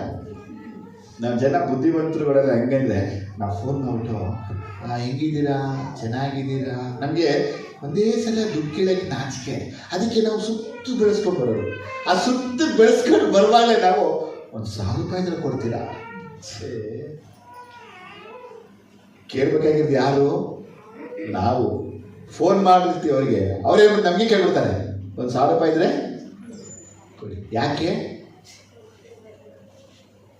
ಅಮ್ಮ ಅರ್ಥ ಆಗ್ತಾ ಇದೆಯಾ? ನಾವು ಬಡವರಿಗೆ ನಮ್ಮ ಮನಸ್ಸನ್ನ ಕಠಿಣ ಮಾಡಿಕೊಂಡು ಸಹಾಯ ಮಾಡದೆ ಇರಬಾರ್ದು ಅಂತ ದೇವರ ವಾಕ್ಯ ಬಯಲ್ಪಟ್ಟಿದೆ. ಅವರಿಗೆ ಸಹಾಯ ಮಾಡಬೇಕು. ಎಂತ ಸಹಾಯ ಅಂದರೆ ಅವನ ಅವಸರಕ್ಕೆ ಏನು ಬೇಕು ಅದು ನಾವು ಕೊಡು. ಅವನ ಮನುಷ್ಯನ ಜೀವ ಉಳಿಸೋಕ್ಕೆ ನೀನು ಸಹಾಯ ಆಗಲಿ, ಅವನ ಪ್ರಾಣ ಉಳಿಸೋಕ್ಕೆ ಸಹಾಯ ಆಗಲಿ, ಒಂದು ಮಾತ್ರೆಗೆ ಸಹಾಯ ಆಗಲಿ, ಮನೆ ಬಾಡಿಗೆಗೆ ಒಂದು ಸಹಾಯ ಆಗಲಿ, ಎಲೆಕ್ಟ್ರಿಕ್ ಬಿಲ್ಗೆ ಸಹಾಯ ಆಗಲಿ, ವಾಟರ್ ಬಿಲ್ಗೆ ಸಹಾಯ ಆಗಲಿ, ಒಂದು ಸಹಾಯ ಮಾಡಪ್ಪ. ಅವ್ನು ಬಡವ, ಇವತ್ತು ಸಹಾಯ ಮಾಡಿದ್ರೆ ನಾಳೆ ನೀನು ಕೊಡ್ತಾನೆ. ಇವತ್ತನ ಪರಿಸ್ಥಿತಿ ಇರ್ಬೋದು, ನಾಳೆ ಏನಾಗುತ್ತೆ ನನಗೂ ಗೊತ್ತಿಲ್ಲ, ನಿಮಗೂ ಗೊತ್ತಿಲ್ಲ. ಶುಭವನ್ನ ದಯಪಾಲಿಸುವ ದೇವರು ಇವತ್ತು ನಿನ್ನ ಸಹಾಯವನ್ನ ನೋಡ್ತಾ ಇದ್ದಾನೆ. ಆದರೆ ನೀವು ಮಾಡುವ ಸಹಾಯದಿಂದ ಅವ್ನು ನಾಳೆ ಅಭಿವೃದ್ಧಿಯನ್ನು ಹೇಳ್ತಾನೆ. ನನ್ನ ಅಭಿವೃದ್ಧಿಗೆ ಇವರೇ ಕಾರಣ. ನಿಮ್ಮ ಮನಸ್ಸು ಕಠಿಣ ಮಾಡ್ಕೊಳ್ಬೇಡಿ. ನನಗೆ ಇಲ್ಲ, ನನಗೆ ಇಲ್ಲ, ನನಗೆ ದಯವಿಟ್ಟು ಅಂತ ನಿಲ್ಸಂಗೆ ಹೇಳ್ಬೇಡಿ. ಇಲ್ಲ ಬಿಡ್ತೀರ. ಆಮೇಲೆ ಇರುವವನಿಗೆ ಕೊಡಲ್ಪಡುತ್ತೆ, ಇಲ್ಲದವನಿಗೆ ಇದ್ದುದು ತೆಗೆಯಲ್ಪಡುತ್ತೆ ಯೇಸು ಹೇಳ್ಬಿಟ್ರು. ನೀವು ಯಾವಾಗೂ ಇಲ್ಲ ಇಲ್ಲ ಇಲ್ಲ ಇಲ್ಲ ಅಂದ್ರೆ ಇಲ್ಲನೇ ನಿಮಗೆ. ಈಗಲೇ ನಾವು ಪ್ಲಾನ್ ಮಾಡ್ಬಿಟ್ಟಿರ್ತೀವಿ. ಮದುವೆಗಿಂತ ಮುಂಚೆ ಒಂದು ಪ್ಲಾನ್, ಹೆಂಡತಿಗೆ ಏನೇನು ಬೇಕು ಅಂತ ಸೇರಿಸು, ಮದುವೆ ಆದ್ಮೇಲೆ ಮಗುಗೇನು ಬೇಕು ಅಂತ ಸೇರಿಸು, ಮಗು ಹುಟ್ಟ ಮೇಲೆ ಮದುವೆಗೆ ಏನು ಬೇಕು ಅಂತ ಸೇರಿಸು, ಮಗಳು ಮದುವೆ ಆದ್ಮೇಲೆ ಅವ್ರ ಮಕ್ಕಳು ಏನ್ ಬೇಕು ಸೇರಿಸು. ದೇವರು ನೋಡ್ತಾನೆ. ನಾನು ಕೊಡೋದೆಲ್ಲ ಇನ್ನು ಕುದುರೆ ಹಂಗೆ ನೋಡ್ತಾ ಕೂತವನೆ. ಈಗ ನೋಡ್ತಾ ಇದ್ದಾನೆ. ನಾನು ನನ್ನ ಹೆಂಡತಿ ಮಕ್ಕಳು, ನಾನು ನನ್ನ ಹೆಂಡತಿ ಮಕ್ಕಳು, ನಾನು ನನ್ನ ಹೆಂಡತಿ ಮಕ್ಕಳು. ಏಸಪ್ಪ ನಿನಗೆ ಹಣ ಯಾಕೆ ಕೊಡ್ತಾ ಇದ್ದಾನೆ, ದುಡ್ಡು ಯಾಕೆ ಇಷ್ಟು ಜಾಸ್ತಿ ಕೊಡ್ತಾ ಇದ್ದಾನೆ ಅಂದರೆ, ನೀ ಕೈ ತೆರೆದು ಬಡವರಿಗೂ, ಅನಾಥರಿಗೂ, ಪರದೇಶಿಗಳಿಗೂ, ರೋಗಿಗಳಿಗೂ ನಿನ್ನ ಹಸ್ತವನ್ನು ಚಾಚಬೇಕು. ನಮ್ಮ ಸಭೆ ಹೆಂಗೆ ಎದಳಬೇಕಂದ್ರೆ, ಮೆಡಿಕಲ್ ಬಿಲ್ಲನ್ನು ಕಟ್ಟುವಂಥವ್ರಾಗಬೇಕು, ಮೆಡಿಸಿನ್ಸ್ಗಳನ್ನು ಈಸ್ಕೊಡೋರಂಥವ್ರು ಆಗಬೇಕು, ಅನಾಥ ಪರದೇಶಿಗಳಿಗೆ ಆಹಾರ ಕೊಡುವಂಥವ್ರಾಗಬೇಕು. ಅದು ಮಾತ್ರ ಬಟ್ಟೆ ಇದ್ದವರಿಗೆ ಬಟ್ಟೆ ಕೊಡುವಂಥವ್ರು ಆಗಬೇಕು. ನನಗೇ ಇಲ್ಲ ಅಂಥೇಳಿ ನಾವು ಕಮಿಟಿ ನಾವು ಸೇರಿಸ್ಕೊಂಡು ಕೂಡಿಸ್ಕೊಂಡು ಎತ್ತಿಟ್ಕೊಂಡು ಬಚ್ಚಿಟ್ಕೊಂಡು ಎಲ್ಲ ಮಾಡ್ಕೊಂಡು ಹೋಗ್ತಾರೆ. ಒಂದಿನ ಏಸ್ರಾಮ್ ಹೇಳ್ತಾರೆ, ಮಗನೇ ನನಗೆ ಕೊಟ್ಟ ಎಲ್ಲವನ್ನ ನೀನು ನನ್ನ ರಾಜ್ಯಕ್ಕೆ ಉಪಯೋಗನೇ ಮಾಡಲಿಲ್ಲ. ಏನು ಪ್ರಯೋಜನ ಆಯ್ತು ನೋಡಿ. ಪರಲೋಕ ಹೋಗೋದಕ್ಕೆ ಇದೇ ತಡೆ ಇವರು. ಪರಲೋಕಕ್ಕೆ ಎಲ್ಲ ಪ್ರೇಯರು, ಆರಾಧನೆ, ಉಪವಾಸ ಎಲ್ಲ ಪರ್ಫೆಕ್ಟು. ಆಹಾರ ಕೊಡಲಿಲ್ಲ. ಏನು ಬರುತ್ತೆ? ಏಸಾಯ 58 ವಾಕ್ಯದೆ ನೋಡಿ, 58:7. ಹಸಿದವರಿಗೆ ಅನ್ನವನ್ನು ಹಂಚುವುದು, ಅಲೆಯುತ್ತಿರುವ ಬಡವರನ್ನು ಮನೆಗೆ ಬರಮಾಡಿಕೊಳ್ಳುವುದು, ಬೆತ್ತಲೆಯವರನ್ನು ಕಂಡಾಗೆಲ್ಲ ಅವರಿಗೆ ಹೊದಿಸುವುದು, ನಿನ್ನಂತೆ ನರನಾಗಿರುವ ಯಾವನಿಗೆ ಆಗಲಿ ಮುಖ ತಪ್ಪಿಸಿಕೊಳ್ಳದಿರುವುದು, ಇವುಗಳೇ ನನಗೆ ಇಷ್ಟವಾದ ಉಪವಾಸ ವ್ರತವಲ್ಲ. ಯಾರೆಲ್ಲ ಫಾಸ್ಟಿಂಗ್ ಮಾಡ್ತೀನಿ ಅಂತಾರೋ ಅವರೆಲ್ಲ ಕೆಲಸ ಮಾಡಬೇಕು. ಯಾರಿಗೆಲ್ಲ ಹಸಿವಿದೆಯೋ ಅವ್ರಿಗೆ ಊಟ, ಯಾರೆಲ್ಲ ಬೆತ್ತಲೆ ಆಗಿದ್ದಾರೋ ಅವ್ರಿಗೆ ಬಟ್ಟೆ ಕೊಡಬೇಕು. ಇವತ್ತು ಸ್ಟಾರ್ಟ್ ಮಾಡಿ. ನೀವು ಕೊಡ್ತಾ ಇರೋ ಮನುಷ್ಯನಿಗಲ್ಲ, ಯೇಸು ಸ್ವಾಮಿಗಾಗಿ. ನೀವು ಯೇಸು ಸ್ವಾಮಿ ಕೊಡ್ತಾ ಇರೋದು ಮನುಷ್ಯನಿಗಲ್ಲ. ನಿಮ್ಮೊಳಗೊಂದು ಜಾಯ್ನೆಸ್ ಬರಲಿ. ನಿಮ್ಗೆ ಆಸ್ತಿ ಬರ್ತಾ ಬರ್ತಾ, ಹಣ ಬರ್ತಾ ಇರ್ತದೆ, ಸೊತ್ತು ಬರ್ತಾ ಬರ್ತಾ ನೀವು ಕೂಡಿಸ್ಕೊಳ್ಳೋಕು, ಸೇರಿಸ್ಕೊಳ್ಳೋಕು ಅಮ್ಕೊಂಡು ಹೋಗ್ತಾ ಇದ್ರೆ ಅವಳೆಲ್ಲ ಒಂದಿನ ಬಿಟ್ಟು ಹೋಗ್ಬಿಡುತ್ತೆ. ಲೂಕ ಸುವಾರ್ತೆ 14 ಹೇಳ್ದ, ಅನ್ಯಾಯದ ಧನದ ಮುಖಾಂತರ ಸ್ನೇಹಿತರನ್ನ ಮಾಡಿಕೊಳ್ಳಿ ಅಂತ ಹೇಳ್ದ. ನಾವು ಬುದ್ಧಿವಂತಿಕೆಯನ್ನು ಉಪಯೋಗಿಸ್ಬೇಕು. ನಮ್ಮ ಹಣ, ಕಾಸು, ಸೊತ್ತು, ಆಸ್ತಿಯಲ್ಲಿ ಅನಾಥ, ಪರದೇಶಿ, ವಿಧವ, ನಮ್ಮ ಸಭೆಯಲ್ಲಿ ಯಾರೆಲ್ಲ ಕೊರತೆಯಿದ್ದಾರೆ, ಕಷ್ಟವಿದ್ದಾರೆ, ಅವರಿಗೆ ಸಹಾಯ ಮಾಡಬೇಕು. ಅನೇಕರಿಗೆ ಮೆಡಿಕಲ್ ಬಿಲ್ಲು ಕೊಡಬೇಕು. ವಯಸ್ಸಾದವರಿದ್ದಾರೆ, ಅವರಿಗೆ ಮಾತ್ರೆ ತಗೊಳ್ಳೋಕ್ಕೆ, ಆ ಡಾಕ್ಟರ್ ತೋರಿಸೋಕ್ಕೆ ಏನೋ ಒಂದು ಸಹಾಯಕ್ಕಾಗಿ ನಿಂತ್ಕೋಬೇಕು. ನೀವು ನನಗೇ ಇಲ್ಲ ಕೂಡಿಸು, ಸೇರಿಸು, ಎತ್ತು ಮಡಗು. ಒಂದಿನ ನಮಗೆ ಕೊರತೆ ಬಂದಾಗ, ನಮಗೆ ಕಷ್ಟ ಬಂದಾಗ ನಮಗೆ ಕೊಡೋರು ಯಾರು ಬರಲ್ಲ. ಕೇಳ್ತಾರೆ, ಈ ಕಷ್ಟ ನಮ್ಗೆ ಯಾರು ಕೊಡಲಿಲ್ಲ, ಕೊಡಲ್ಲ, ನೀವು ಕೊಟ್ಟಿಲ್ಲ. ನಮ್ಮ ಲಕ್ಷ್ಮೀಯವರು ಅದೇ ಹೇಳೋದು. ಅಂಬಿಕಮ್ಮ ಅವರಿಗೆ ಹುಷಾರಿದ್ದಾಗ ಅನೇಕರು ಏನು ಮಾಡಿದ್ರು, ದಾನ ಧರ್ಮ. ಒಬ್ಬ ರಾಮಮೂರ್ತಿ ಅವರಿಗೆ ಕೊಡೋರೇ ಇಲ್ಲ. ಯಾಕೆ ರಾಮಮೂರ್ತಿ ಯಾರಿಗೂ ಕೊಡಲ್ಲ. ಆ ಕಾಲದ ಈ ಕಾಲದಲ್ಲಿ ಭಾರಿ ಹುಷಾರಾಗಿರೋದು. ಇವತ್ತು ಅವ್ರಿಗೆ ಇಷ್ಟ, ಅವ್ರಿಗೆ ಖರ್ಚಿಗೆ, ಅವ್ರಿಗೆ ಇದಕ್ಕೆ ಸಂಬಂಧಪಟ್ಟದೆಲ್ಲ ಇರುತ್ತೆ. ಯಾರು ಕೊಡಲ್ಲ, ಪ್ರೇಮ್ ಮಾಡ್ತಾ ಇರ್ತಾರೆ, ಏಸಪ್ಪ ಕೊಡು, ಏಸಪ್ಪ ಕೊಡು. ಆದರೆ ಅಂಬಿಕಮ್ಮ ಏನಂದರೆ, ಅವ್ರ ಮನೆಗೆ ಯಾರು ಬರ್ತಾರೋ, ಬಡವರು, ಅನಾಥರು, ಅವರಿಗೆ ಬಟ್ಟೆನೋ, ಕಾಸು, ದುಡ್ಡು ಏನೋ ಕೊಟ್ಬಿಟ್ಟು ಹಂಗೆ ಕಳಿಸ್ಬಿಟ್ಟು, ಅವ್ರ ಅಸ್ವಸ್ಥತೆ ಆದಾಗ 4 ವರ್ಷದಲ್ಲಿ ನಿಮ್ಮಲ್ಲಿ ಅನೇಕರವರಿಗೆ ಸಹಾಯವನ್ನು ಮಾಡಿದ್ರಿ. ಯಾಕೆ ಗೊತ್ತಾ? ನಿನ್ನ ಅನ್ನವನ್ನು ನೀರಿನ ಮೇಲೆ ಚೆಲ್ಲು, ಬಹುದಿನಗಳಾದ ಮೇಲೆ ನಿನಗೆ ಫಲ ಸಿಗುತ್ತೆ ಅಂತ ಪ್ರಸಂಗಿ ಹೇಳಿದ್ದಾನೆ. ಇವತ್ತು ನೀವು ಆ ನೀರನ್ನು ಹೆಂಗೆ ಉಪಯೋಗಿಸ್ತೀರಾ? ನಿಮ್ಮ ಹಣವನ್ನು ಬಡವರಿಗೆ ಉಪಯೋಗಿಸಿದರೆ ಒಂದು ದಿನ ನಿಮ್ಮ ಅಗತ್ಯ, ನಿಮ್ಮ ಅವಶ್ಯಕತೆ, ನಿಮ್ಮ ಕೊರತೆಗಳಲ್ಲಿ ಆ ಹಣ ನಿಮಗೆ ದೇವರು ಒದಗಿಸಿಕೊಡ್ತಾನೆ. ಅಲ್ಲೆಲ್ಲೂಯ, ಜೋರಾಗಿ ಅಲ್ಲೆಲ್ಲೂಯ. ಡ್ಯೂಟರನಾಮಿ ಧರ್ಮಶಿಖಂಡ 15:10 ನೀವು ಕೊಡುವಾಗ ಬೇಸರಗೊಳ್ಳದೆ ಉದಾರವಾದ ಮನಸ್ಸಿನಿಂದಲೇ ಕೊಡಬೇಕು. ಇದರಿಂದ ನಿಮ್ಮ ದೇವರಾದ ಯೆಹೋವನು ನಿಮ್ಮ ಎಲ್ಲ ಕೆಲಸಗಳಲ್ಲಿಯೂ ಪ್ರಯತ್ನಗಳಲ್ಲಿಯೂ ನಿಮ್ಮನ್ನು ಅಭಿವೃದ್ಧಿಪಡಿಸುವನು. ಇದೊಂದು ವಿಚಾರ ಇದೆ. ನಾವು ಬಡವರಿಗೂ ಅನಾಥರಿಗೂ ಯಾರಿಗೆ ಆಗಿರ್ಬೋದು, ಒಂದು ಸಹಾಯ ಮಾಡುವಾಗ ಉದಾರ ಮನಸ್ಸಿಂದ ಮಾಡಬೇಕು, ಬೇಸರಗೊಳ್ಳದೆ ಮಾಡಬಾರ್ದು. ಏನಂತೆ? ಈಗ ನಾವು ನಮ್ಮ ಎಲ್ಲ ಕೆಲಸಗಳು, ನಮ್ಮೆಲ್ಲ ಪ್ರಯತ್ನಗಳಲ್ಲಿ ಅಭಿವೃದ್ಧಿ ಆಗಬೇಕು. ಆಗ್ಬಾರ್ದ? ನಮ್ಮೆಲ್ಲ ಕೆಲಸಗಳಲ್ಲಿ ನಾವು ಅಭಿವೃದ್ಧಿ ಆಗಬೇಕು ಅಂತ ನಮಗೆ ಆಸೆ ಪಡ್ತೀವಂದರೆ ನಾವು ಮಾಡಬೇಕಾದ ಕೆಲಸ ಬೇಸರಗೊಳ್ಳದೆ ಉದಾರ ಮನಸ್ಸಿನಿಂದ ಕೊಡಬೇಕು. ಚೆನ್ನಾಗಿ ಹೇಳಿ, ಕೊಡಬೇಕು. ಕೊಟ್ಟಾಗ ದೇವರು ನಿಮ್ಮನ್ನ ಆಶೀರ್ವದಿಸ್ತಾನೆ. 11ನೇ ವಾಕ್ಯ. ದೇಶದಲ್ಲಿ ಯಾವಾಗಲೂ ಬಡವರು ಇರುವರಷ್ಟೇ. ನೋಡಿ, ಅಲ್ಲಿ ವಾಕ್ಯ ಓದು, ಬಡವರೇ ಇರಲ್ಲ ಅಂತೇಳಿ. ಈಗ 11ನೇ ವಾಕ್ಯ ಇರುತ್ತೆ, ಇದೇ ವಾಕ್ಯವನ್ನು ಯೇಸು ಸ್ವಾಮಿಗೆ ತಲೆಗೆ ತೈಲವನ್ನ ಹಚ್ಚಿದಾಗ ಯೂದ ಹೇಳ್ತಾನೆ, ಇದನ್ನ ಮಾರ್ಬಿಟ್ಟು ಬಡವರಿಗೆ ಹಂಚಬಹುದಾಗಿತ್ತು ಅಂದಾಗ ಈ ವಾಕ್ಯವನ್ನ ಯೇಸು ಅಲ್ಲಿ ಕೋಟ್ ಮಾಡಿದ್ದು. ಬಡವರು ಯಾವಾಗಲೂ ಇಲ್ವಾ? ನೆಕ್ಸ್ಟ್. ಆದುದರಿಂದ ನೀವು ಸ್ವದೇಶದವರಾದ ಬಡವರಿಗೂ ಗತಿಯಿಲ್ಲದವರಿಗೂ ಕೈ ನೀಡಿ ಸಹಾಯ ಮಾಡಬೇಕೆಂದು ಆಜ್ಞಾಪಿಸಿದ್ದೇನೆ. ನೋಡಿ ಹೆಂಗಂತೆ, ಬಡವರಿಗೂ ಗತಿಯಿಲ್ಲದವರಿಗೂ ಕೈಯನ್ನ ನೀಡಿ ಸಹಾಯ ಮಾಡಿ. ಇದು ಆಗದೆ ಏನಂತ, ಇದು ಅರ್ಥ ಆಯ್ತವ ನಿಮಗೆ? ಸರಿನಾ?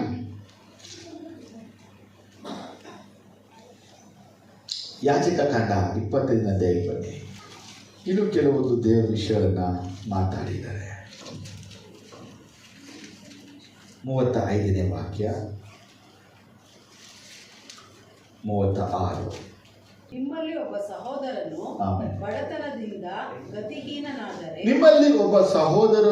ಬಡತನದಿಂದ ಗತಿಹೀನನಾದರೆ ಅವನು ಬದುಕಿಕೊಳ್ಳುವಂತೆ ನೀವು ಅವನನ್ನು ನಿಮ್ಮ ನಡುವೆ ಇಡುಕೊಂಡ ಪರವಾಸಿ ಎಂದು ಉದ್ಧಾರ ಮಾಡಬೇಕು. ನೋಡಿ, ಈ ಒಂದು ಸಿಸ್ಟಮ್ ಜೈನ್ಸ್ ಅಲ್ಲಿ, ಮಾರ್ವಾಡಿಗಳಲ್ಲಿ, ಸೇಟುಗಳಲ್ಲಿ ಇದೆ. ಅವರ ಸೇಟು ಮಾರ್ವಾಡಿಯಲ್ಲಿ ಯಾರಾದರೂ ಬಿಸ್ನೆಸ್ಸಲ್ಲಿ ಅವರ ಲಾಸ್ ಆಗಿಬಿಟ್ರೆ ಇವರೆಲ್ಲ ದುಡ್ಡು ಸೇರಿಸಿ ಮತ್ತೆ ಅವನ್ನ ಎತ್ತಿದ್ದಾರೆ. ಈ ಒಂದು ಸಿಸ್ಟಮ್ ಎಲ್ಲಿಂದ ಬಂದಿದ್ದು? ದೇವರು ತನ್ನ ಜನರಿಗೆ ಕೊಟ್ಟಿರುವಂಥ. ನಮ್ಮ ಮನೆಯಲ್ಲಿ, ನಮ್ಮ ಸಭೆಗಳಲ್ಲಿ, ನಮ್ಮ ಕುಟುಂಬದಲ್ಲಿ ಒಬ್ಬ ಬಡತನದಲ್ಲಿ ಗತಿಹೀನನಾಗಿದ್ದಾಗ ಅವನು ಬದುಕಿಕೊಳ್ಳುವಂತೆ ಅವನಿಗೆ ಏನು ಮಾಡಿ, ಅವನು ಉದ್ಧಾರ ಆಗಕ್ಕೆ ಏನು ಮಾಡಿ ಸಹಾಯವನ್ನ ಮಾಡಬೇಕು. ಆಮೇಲೆ ನೀವು ಅವನಿಂದ ಬಡ್ಡಿಯನ್ನಾಗಲಿ, ನೋಡಿ, ಫಸ್ಟ್ ಬಡ್ಡಿ, ಲಾಭವನ್ನಾಗಲಿ, ಎರಡು ಲಾಭ ತೆಗೆದುಕೊಳ್ಳಬಾರದು. ನೋಡಿ, ದೇವ ಮಕ್ಕಳು ಇದ್ದಾರೆ, ಜೊತೆಯಲ್ಲಿದ್ದಾರೆ, ಅವರ ಕೊರತೆ ಕಷ್ಟಗಳಾಗ್ಬಿಟ್ಟಿದೆ, ಅವ್ರ ಕೈ ಕೊಟ್ಟು ನಾವು ಮೇಲಕ್ಕೆ ನಾವು ಎತ್ತಬೇಕು. ಎತ್ತುವಾಗ ನಾವೇನೋದು ಅವ್ರಿಗೆ ಏನು ಮಾಡ್ಬೋದು? ಬಡ್ಡಿಯನ್ನು ಕೇಳಬಾರ್ದು, ಲಾಭವನ್ನು ಕೇಳಬಾರ್ದು. ಯಾಕೆ? ಅವನು ಯೇಸು ನಂಬವನೇ, ನಾನು ಯೇಸು ನಂಬಿದ್ದೀನಿ. ಅವನು ಯೇಸು ಹುಡುಕ್ತಾ ಇದ್ದಾನೆ, ನಾನು ಯೇಸು ಹುಡುಕ್ತಾ ಇದ್ದೀನಿ. ನಾವೇ ಈ ಬಡ್ಡಿ ಲಾಭ ಜೀವನವನ್ನು ಮಾಡ್ಬೋದು. ಆಮೇಲೆ ಅವನು ನಿಮ್ಮ ಬಳಿಯಲ್ಲಿ ಬದುಕುವಂತೆ ನೀವು ದೇವರಲ್ಲಿ ಭಯಭಕ್ತಿ ಉಳ್ಳವರಾಗಿ ನಡೆದುಕೊಳ್ಳಬೇಕು. ನಾನು ದೇವರಲ್ಲಿ ಭಯಭಕ್ತಿ ಉಳ್ಳವನಾಗಿದ್ದೀನಿ ಅಂದರೆ ಅವನು ಬದುಕೊಳ್ಬೇಕು. ಅರ್ಥ ಏನು? ಇವತ್ತು ಅನೇಕರಿಗೆ ಈ ಬಡ್ಡಿ ನಿಮಿತ್ತವಾಗಿ ಆತ್ಮಹತ್ಯೆ ಮಾಡ್ಕೋತಾ ಇದ್ದಾರೆ. ಬಡ್ಡಿ ನಿಮಿತ್ತ ಆತ್ಮಹತ್ಯೆ ಯಾರೆಲ್ಲ ಮಾಡ್ಕೋತಾರೋ ಇದೆಲ್ಲ ದೇವರ ಲೆಕ್ಕದಲ್ಲಿ ಇದೆ. ಅವ್ನಿಗೆ ಆಯುಷು ಕಳ್ಕೊಳ್ಳೋಕ್ಕೆ ಕಾರಣ ಇವನು ಅವನಿಗೆ ಬಡ್ಡಿ ಕೊಟ್ಟಿಲ್ಲ ಅಂತ ಹಿಂಸೆ ಮಾಡಿದೆ. ಈ ಹಿಂಸೆಗಳನ್ನು ಮಾಡಿದಕ್ಕಾಗಿ ಅವನು ಸತ್ತು ಹೋದ.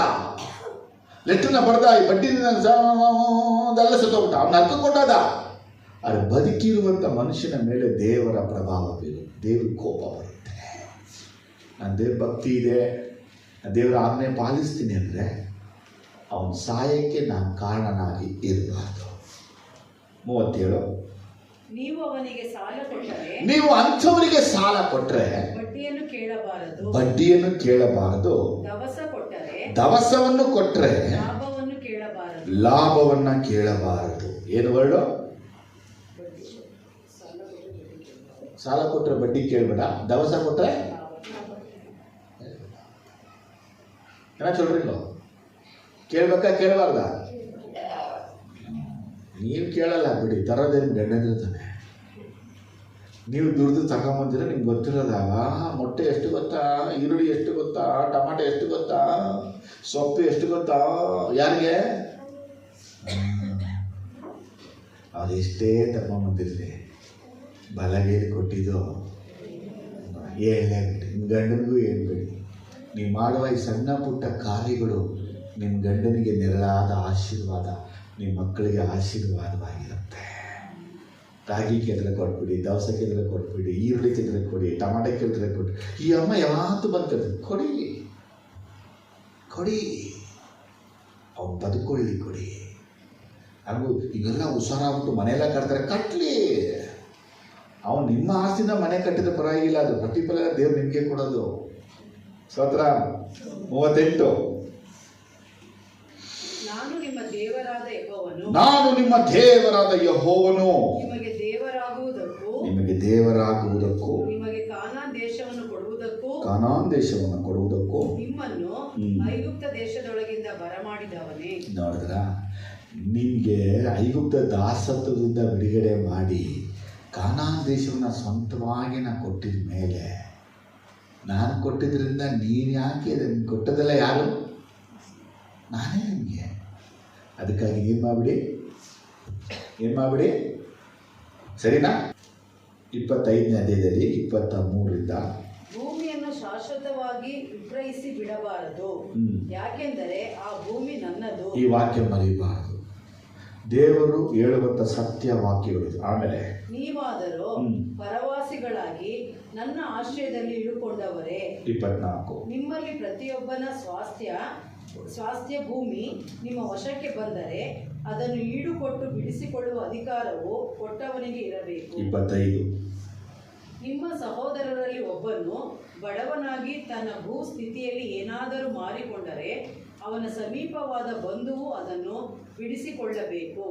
26 ಬಿಡಿಸುವ ಬಂಧುವು ಇಲ್ಲದೆ ಹೋದ ಪಕ್ಷಕ್ಕೆ ಮಾರಿದವನೇ ಸ್ಥಿತಿವಂತನಾಗಿ ಅದನ್ನು ಬಿಡಿಸಿಕೊಳ್ಳುವಷ್ಟು ಹಣವನ್ನು ಸಂಪಾದಿಸಿದರೆ ಆ ಭೂಮಿಯನ್ನು ಮಾರಿ ತಂದಿನಿಂದ ಕಳೆದ ವರ್ಷಗಳನ್ನು ಬಿಟ್ಟು ಮಿಕ್ಕ ಕ್ರಯವನ್ನು ಕೊಟ್ಟು ತನ್ನ ಭೂಮಿಯನ್ನು ಸ್ವಾಧೀನಪಡಿಸಿಕೊಳ್ಳಬಹುದು. ಈ ವಾಕ್ಯ ಹೇಳುತ್ತಿದ್ರೆ ಸಿಂಪಲ್ ಆಗಿ ಹೇಳ್ಬೇಕಂದ್ರೆ, ನಿಮ್ಮ ಹೊಲ, ನಿಮ್ಮ ದ್ರಾಕ್ಷಿ ತೋಟ, ನಿಮ್ಮ ಬಾವಿ, ನಿಮ್ಮ ಗದ್ದೆ ಯಾವುದನ್ನು ನೀವು ಮಾರುವ ಹಕ್ಕು ನಿಮಗಿಲ್ಲ. ಜನಕ್ಕೆ ಅರ್ಥ ಆಗ್ತದೆ. ಇದು ಇಸ್ರೇಲರಿಗೆ ದೇವರು ಕೊಟ್ಟಂಥ ಆಜ್ಞೆ. ಅಹಾಬ್ ರಾಜ ತನ್ನ ಮನೆ ಮುಂದೆ ನಾಬೋತಿನ ದ್ರಾಕ್ಷ ತೋಟವನ್ನು ಸ್ವಂತ ಮಾಡಿಕೊಂಡ. ಪಿತ್ತರ ಸೊತ್ತನ್ನು ಮಾರಂಗಿಲ್ಲ. ಯಾಕಂದರೆ ಇಸ್ರಾಯೇಲರಿಗೆ ದೇವರೇ ಅವರಿಗೆ ಕಾನಾನ್ ದೇಶವನ್ನು ಕೊಟ್ಟಿದ್ದು. ಆ ದೇಶವನ್ನು 11 ಭಾಗ ಮಾಡಿ ಕುಲಕ್ಕೆ ಅದನ್ನು ಕೊಟ್ಟುಬಿಟ್ರು. ಇದನ್ನು ಬಾಕಿ ಚೆನ್ನಾಗಿ ಓದ್ಬಿಡದ. ಅರಣ್ಯಕಾಂಡ 36:9 ಹೀಗೆ ಯಾವ ಸ್ವಾಸ್ಥ್ಯವೂ ಒಂದು ಕುಲದಿಂದ ಬೇರೊಂದು ಕುಲಕ್ಕೆ ಹೋಗದೆ, ಒಂದು ಸ್ವಾಸ್ಥ್ಯವು ಒಂದು ಕುಲದಿಂದ ಇನ್ನೊಂದು ಕುಲಕ್ಕೆ ಹೋಗದೆ ಇಸ್ರಾಯೇಲ್ಯರ ಪ್ರತಿಯೊಂದು ಕುಲವು ತನ್ನ ಸ್ವಾಸ್ಥ್ಯವನ್ನು ಹೊಂದಿಕೊಂಡೇ ಇರುವುದು ಎಂದು ಆಜ್ಞಾಪಿಸಿದನು. 7 ಇಸ್ರಾಯೇಲ್ಯರ ಯಾವ ಸ್ವಾಸ್ಥ್ಯವು ಒಂದು ಕುಲದಿಂದ ಬೇರೊಂದು ಕುಲಕ್ಕೆ ಹೋಗಬಾರದು. ಒಂದು ಕುಲದ ಆಸ್ತಿಯನ್ನ ಇನ್ನೊಂದು ಕುಲದವರು ಕೊಂಡುಕೊಳ್ಳುವ ಹಾಗಿಲ್ಲ. ಮನಸ್ಸೆ ತಗೋಬೇಕು, ಎಫ್ರಾಯಿಮ್ ತಗೋಬೇಕು, ರೂಬೆನ್ ತಗೋಬೇಕು, ಯೋಸೆಫ್ ತಗೋಬೇಕು. ಅದನ್ನ ಬಿಟ್ಟು ಇವ್ರು ಹೋಗಿ ಇವ್ರು ತಗೊಳ್ಳುವ ಹಾಗಿಲ್ಲ. ಇಸ್ರಾಯೇಲ್ಯರೆಲ್ಲರೂ ತಮ್ಮ ತಮ್ಮ ಕುಲಗಳ ಸ್ವಾಸ್ಥ್ಯವನ್ನು ಹೊಂದಿಕೊಂಡೇ ಇರಬೇಕು. ಸ್ವಾಸ್ಥ್ಯ ಹೊಂದಿಕೊಂಡೇ ಇರಬೇಕು ಅವರು. ಅದರ ಅರ್ಥ ಹೇಳಿ, ಏಸಪ್ಪ ಯಾರ್ಯಾರಿಗೆ ಹೊಲವನ್ನ, ತೋಟವನ್ನ, ದ್ರಾಕ್ಷ ತೋಟವನ್ನ, ಮನೆಗಳನ್ನ ಕೊಟ್ಟರು, ಯಾರು ಅದನ್ನ ಏನ್ ಮಾಡಂಗಿಲ್ಲ, ಮಾರಂಗಿಲ್ಲ. ಮಾರಬಾರ್ದು.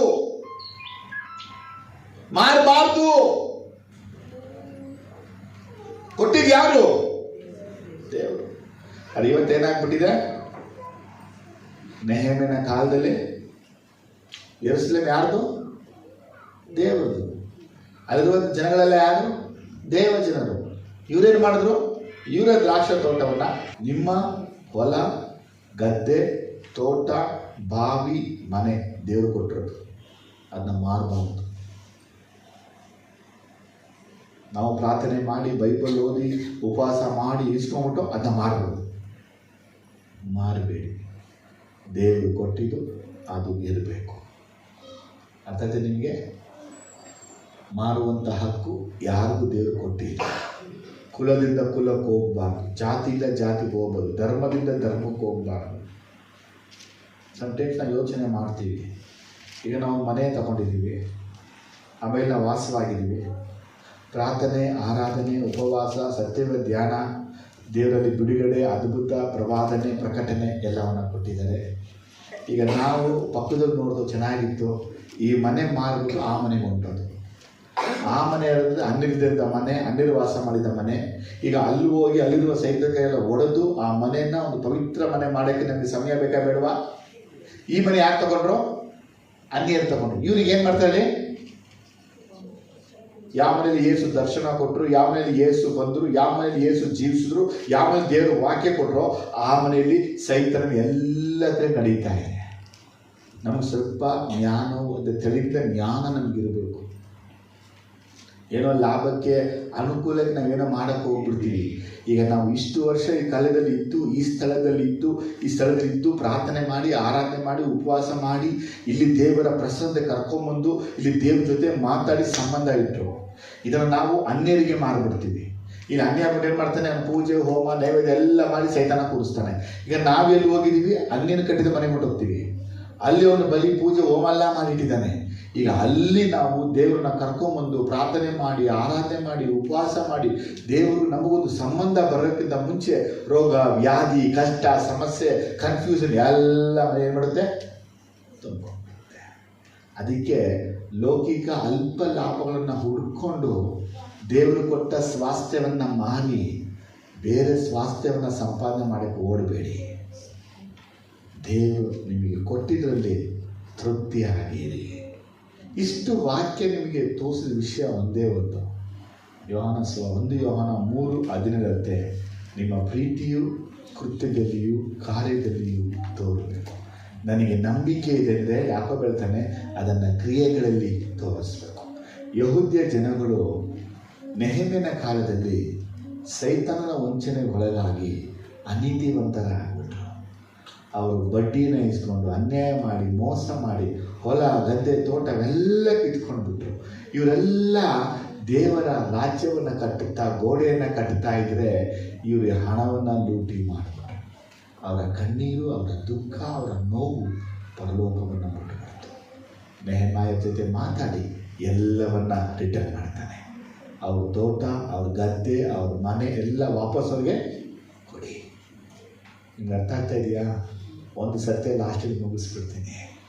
ನೀವು ಯಾವಾಗ ದೇವ್ರ ಕಾರ್ಯ ನಿಂತಿರೋ ಆಗಲೇ ಸೈತಾನ ನಿಮ್ಮ ಹೊಟ್ಟೆ ಹೊಡೆಯೋದು, ನಿಮ್ಮ ಕೆಲಸ ಹೊಡೆಯೋದು, ನಿಮ್ಮ ವ್ಯಾಪಾರ ಹೊಡೆಯೋದು, ನಿಮ್ಮ ಸೊತ್ತು ಹೊಡೆಯೋದು, ನಿಮ್ಮ ಮಕ್ಕಳನ್ನ ಹೊಡೆಯೋದು. ಇದು ಒಂದು ಸೈತಾನನ ಕುತಂತ್ರ. ಇದಕ್ಕೆ ಭಯ ಪಡಬೇಡಿ. ಅವರಲ್ಲಿ ನಿರೀಕ್ಷೆ ಇಡಿ, ಅವರಲ್ಲಿ ಭರವಸೆ ಇಡಿ. ಇಲ್ಲಿ ತನಕ ನಡೆಸಿದ ದೇವರು ಇನ್ನು ಮುಂದೆ ನಡೆಸ್ತಾನೆ. ಇಲ್ಲಿ ತನಕ ಸಹಾಯ ಮಾಡ್ತಾ ದೇವರು ಇನ್ನು ಮುಂದೆ ಸಹಾಯ ಮಾಡ್ತಾನೆ. ನೀವೇ ಒಂದು ಐಡಿಯಾ ಮಾಡಿಬಿಟ್ಟು ಕೂಡಿಸ್ಬಿಟ್ರೆ, ಸೇರಿಸ್ಬಿಟ್ರೆ, ಇಟ್ಕೊಂಡ್ಬಿಟ್ರೆ ಇದೆಲ್ಲ ಮಾಡ್ಬೋದು. ಅದೆಲ್ಲ ತಪ್ಪು. ಆಗಲ್ಲ, ಅದೆಲ್ಲ ಆಗಲ್ಲ. ಯಾಕಂದರೆ ನಾವು ಇರುವೆ ಅಲ್ಲ ಇಷ್ಟು ತೀನಿ ಸೇರಿಸ್ಬಿಟ್ಟು ವರ್ಷ ಎಲ್ಲ ತಿನ್ನೋಕ್ಕೆ. ಎಷ್ಟು ಜನಕ್ಕೆ ಅರ್ಥ ಆಗ್ತಾ ಇದೆ? ಇರುವೆಗೆ ಎಷ್ಟು ಸಾಕು? ಒಂದು ವರ್ಷ ಎಲ್ಲ ತಿನ್ಕೋಬೋದು. ನಮಗೆ 1000 ಲಕ್ಷಾಂತರ ಇರುವೆ ಕೂಡಿಸ್ಬೇಕು ನಮಗೆ ತಿನ್ನಕ್ಕೆ.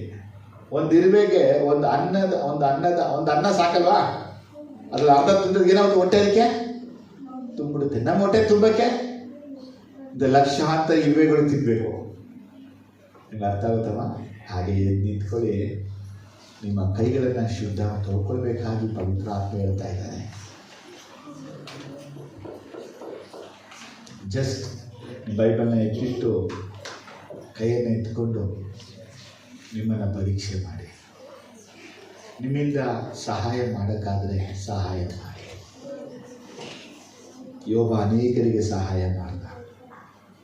ಯೇಸ್ವಾಮಿಯೂ ಸಹಾಯ ಮಾಡೋಕ್ಕೆ ಹೇಳ್ಕೊಟ್ಟು, ಒಂದು ಜೀವ ಉಳಿಸೋಕ್ಕೆ ಏನು ಮಾಡ್ಬೋದು ಅದನ್ನ ನೀವು ಮಾಡಿ. ಒಬ್ಬರು ಪ್ರಾಣ ಉಳಿಸೋಕ್ಕೆ ಏನು ಮಾಡ್ಬೋದು ಅದನ್ನ ಮಾಡಿ. ಒಬ್ರಿಗೊಂದು BP ಟ್ಯಾಬ್ಲೆಟ್ ಈಸ್ಕೊಡೋದ್ರಿಂದ ಅದು ಒಳ್ಳೇದಾಗುತ್ತೆ ಅಂದರೆ ಆ ದಾನ ನೀವು ಮಾಡಿ. ಅವ್ರಿಗೆ ಶುಗರ್ ಟ್ಯಾಬ್ಲೆಟ್ ಚೆಕಪ್ ಮಾಡಿಸೋಕ್ಕೆ ನಿಮ್ಮಿಂದ ಆಗುತ್ತೆ ಅಂದರೆ ಅವರಿಗೆ HbA1c ಚೆಕ್ ಮಾಡಿಸಿ. ಒಬ್ಬರಿಗೆ ಡಾಕ್ಟರ್ ತೋರಿಸೋಕ್ಕೆ ನಿಮ್ಮಿಂದ ಆಗುತ್ತೆ ಅಂದರೆ ಅವ್ರನ್ನ ಕರ್ಕೊಂಡೋಗೋದು ಡಾಕ್ಟ್ರಿಗೆ ತೋರಿಸಿ. ನೀವು ಮಾಡುವಂಥ ಸಣ್ಣ ಪುಟ್ಟ ಸಹಾಯ ಸೃಷ್ಟಿಕರ್ತನಿಗೆ ಘನಪಡಿಸಿದ ಹಾಗೆ, ಅವರಿಗೆ ಸಾಲ ಕೊಟ್ಟ ಹಾಗೆ ನೀವು ಬಡ್ಡಿ ದುಡ್ಡನ್ನು ಅನುಭವಿಸ್ಬೋದು. ನೀವು ಆಶೀರ್ವಾದವಾಗಿರ್ತೀರ. ನಿಮ್ಮ ಪ್ರಯತ್ನ ಆಶೀರ್ವಾದವಾಗಿರುತ್ತೆ. ದೇಶದಲ್ಲಿ ಅಭಿವೃದ್ಧಿ ಆಗ್ತೀರಾ. ಇವತ್ತು ಇರುವಂಥ ಸೌಲಭ್ಯ ಅನುಕೂಲಗಳಿಗಿಂತ ಇನ್ನೂ ಸೌಲಭ್ಯ, ಇನ್ನೂ ಅನುಕೂಲ ನಾವು ಹೊಂದ್ಕೋತೀರ. ನೀವು ಇನ್ನೂ ದೊಡ್ಡ ದೊಡ್ಡ ಮನೆಗಳಲ್ಲಿ ವಾಸ ಮಾಡಬೇಕು. ಇನ್ನೂ ಬೇರೆ ಬೇರೆ ರೀತಿ ಕಾರುಗಳನ್ನು ನೀವು ಯೂಸ್ ಮಾಡಬೇಕು. ಇನ್ನು ಬೇರೆ ಬೇರೆ ರೀತಿ ವಾಹನನೇ ಯೂಸ್ ಮಾಡಬೇಕು. ಇನ್ನೂ ಉತ್ತಮವಾದಂಥ ಬ್ರ್ಯಾಂಡೆಡ್ ಬಟ್ಟೆಗಳನ್ನು ಯೂಸ್ ಮಾಡಬೇಕು. ಇನ್ನೂ ಒಳ್ಳೆ ಒಳ್ಳೆ ಹೋಟೆಲ್ಸ್ಗಳಲ್ಲಿ ಒಳ್ಳೆ ಒಳ್ಳೆ ಊಟಗಳನ್ನು ನೀವು ತಿನ್ನಬೇಕು. ದೇವರ ಆಶೀರ್ವಾದ ನಿಮ್ಮ ಮೇಲಿದೆ. ಅದೆಲ್ಲ ನೀವು ಹೊಂದ್ಕೋಬೇಕಾದ್ರೆ ನಿಮ್ಮ ಕೈಗೆರೆದು ಸಹಾಯ ಮಾಡಿ ನೋಡಿ. ನಿಮ್ಮ ಕೈಯಲ್ಲಿ ಯಾರಿಗೇನು ಕೊಡೋಕ್ಕಾಗುತ್ತೋ ಅದನ್ನ ಕೊಡಿ. ಅವ್ರಿಗೆ ಹೇಳ್ಬೇಡಿ, ಯಾರಿಗೆ ಹೇಳ್ಬಿಡ್ಬೇಡಿ. ನಾನು ಮಾಡಿದ್ದು ಯಾರಿಗೆ ಹೇಳ್ಬೇಡಿ. ಗಂಡನ ಗೊತ್ತಿಲ್ಲದೇನೆ ಸಹಾಯ ಮಾಡಿ. ಆದರೆ ಈ ಗಂಡನ ಗೊತ್ತಿದ್ದು ನಿಮ್ಮ ತಾಯಿ ಮನೆಗೆ ಸಹಾಯ ಮಾಡ್ತಾ ಇರ್ಬಿಡಿ. ಆಮೇಲೆ ಕೆಲವು ದಾನ ಶೂರುಗಳಾಗಿದ್ದಾರೆ. ದಾನ ಮಾಡ್ತೀವಿ ಎಲ್ಲಿಗೆ? ಬರೀ ತಾಯಿ ಮನೆಗೆ ಕೊಟ್ಟು ಕಳಿಸ್ತದೆ. ಅಮ್ಮನಿಗೆ ಬೇಕು ಹಂಗೆಲ್ಲ ಮಾಡಬೇಡಿ. ನಿಮ್ಮ ಅಮ್ಮ ಎಲ್ಲ ಎಲ್ಲರಿಗೂ ಸಹಾಯ ಮಾಡಿ. ಕೈಗಳು ಎತ್ತಿಕೊಳ್ಳಿ. ನೋಡಿ ಚೆನ್ನಾಗಿ ನೋಡಿ. ಎರಡನೇದಾಗಿ ನೋಡಬೇಕು, ನಿಮ್ಮ ಮನೆಯಲ್ಲಿ ಬೇರೊಬ್ಬರು ಪದಾರ್ಥ ಇಟ್ಕೊಂಡಿದ್ರೆ ಅದನ್ನು ವಾಪಸ್ ಮಾಡಿಬಿಡಿ, ಕೊಟ್ಬಿಡಿ. ಅದನ್ನು ಇರಬಾರ್ದು. ಶಾಪ ಶಾಪ ಶಾಪ. ಅದು ಏನಿದು ವಾಪಸ್ ಕೊಟ್ಬಿಡಿ. ಒಂದು ವೇಳೆ ಕದ್ಬಿಟ್ಟು ಕುರಿ ಕೋಳಿ ತಿನ್ಬಿಟ್ಟಿದ್ರೆ,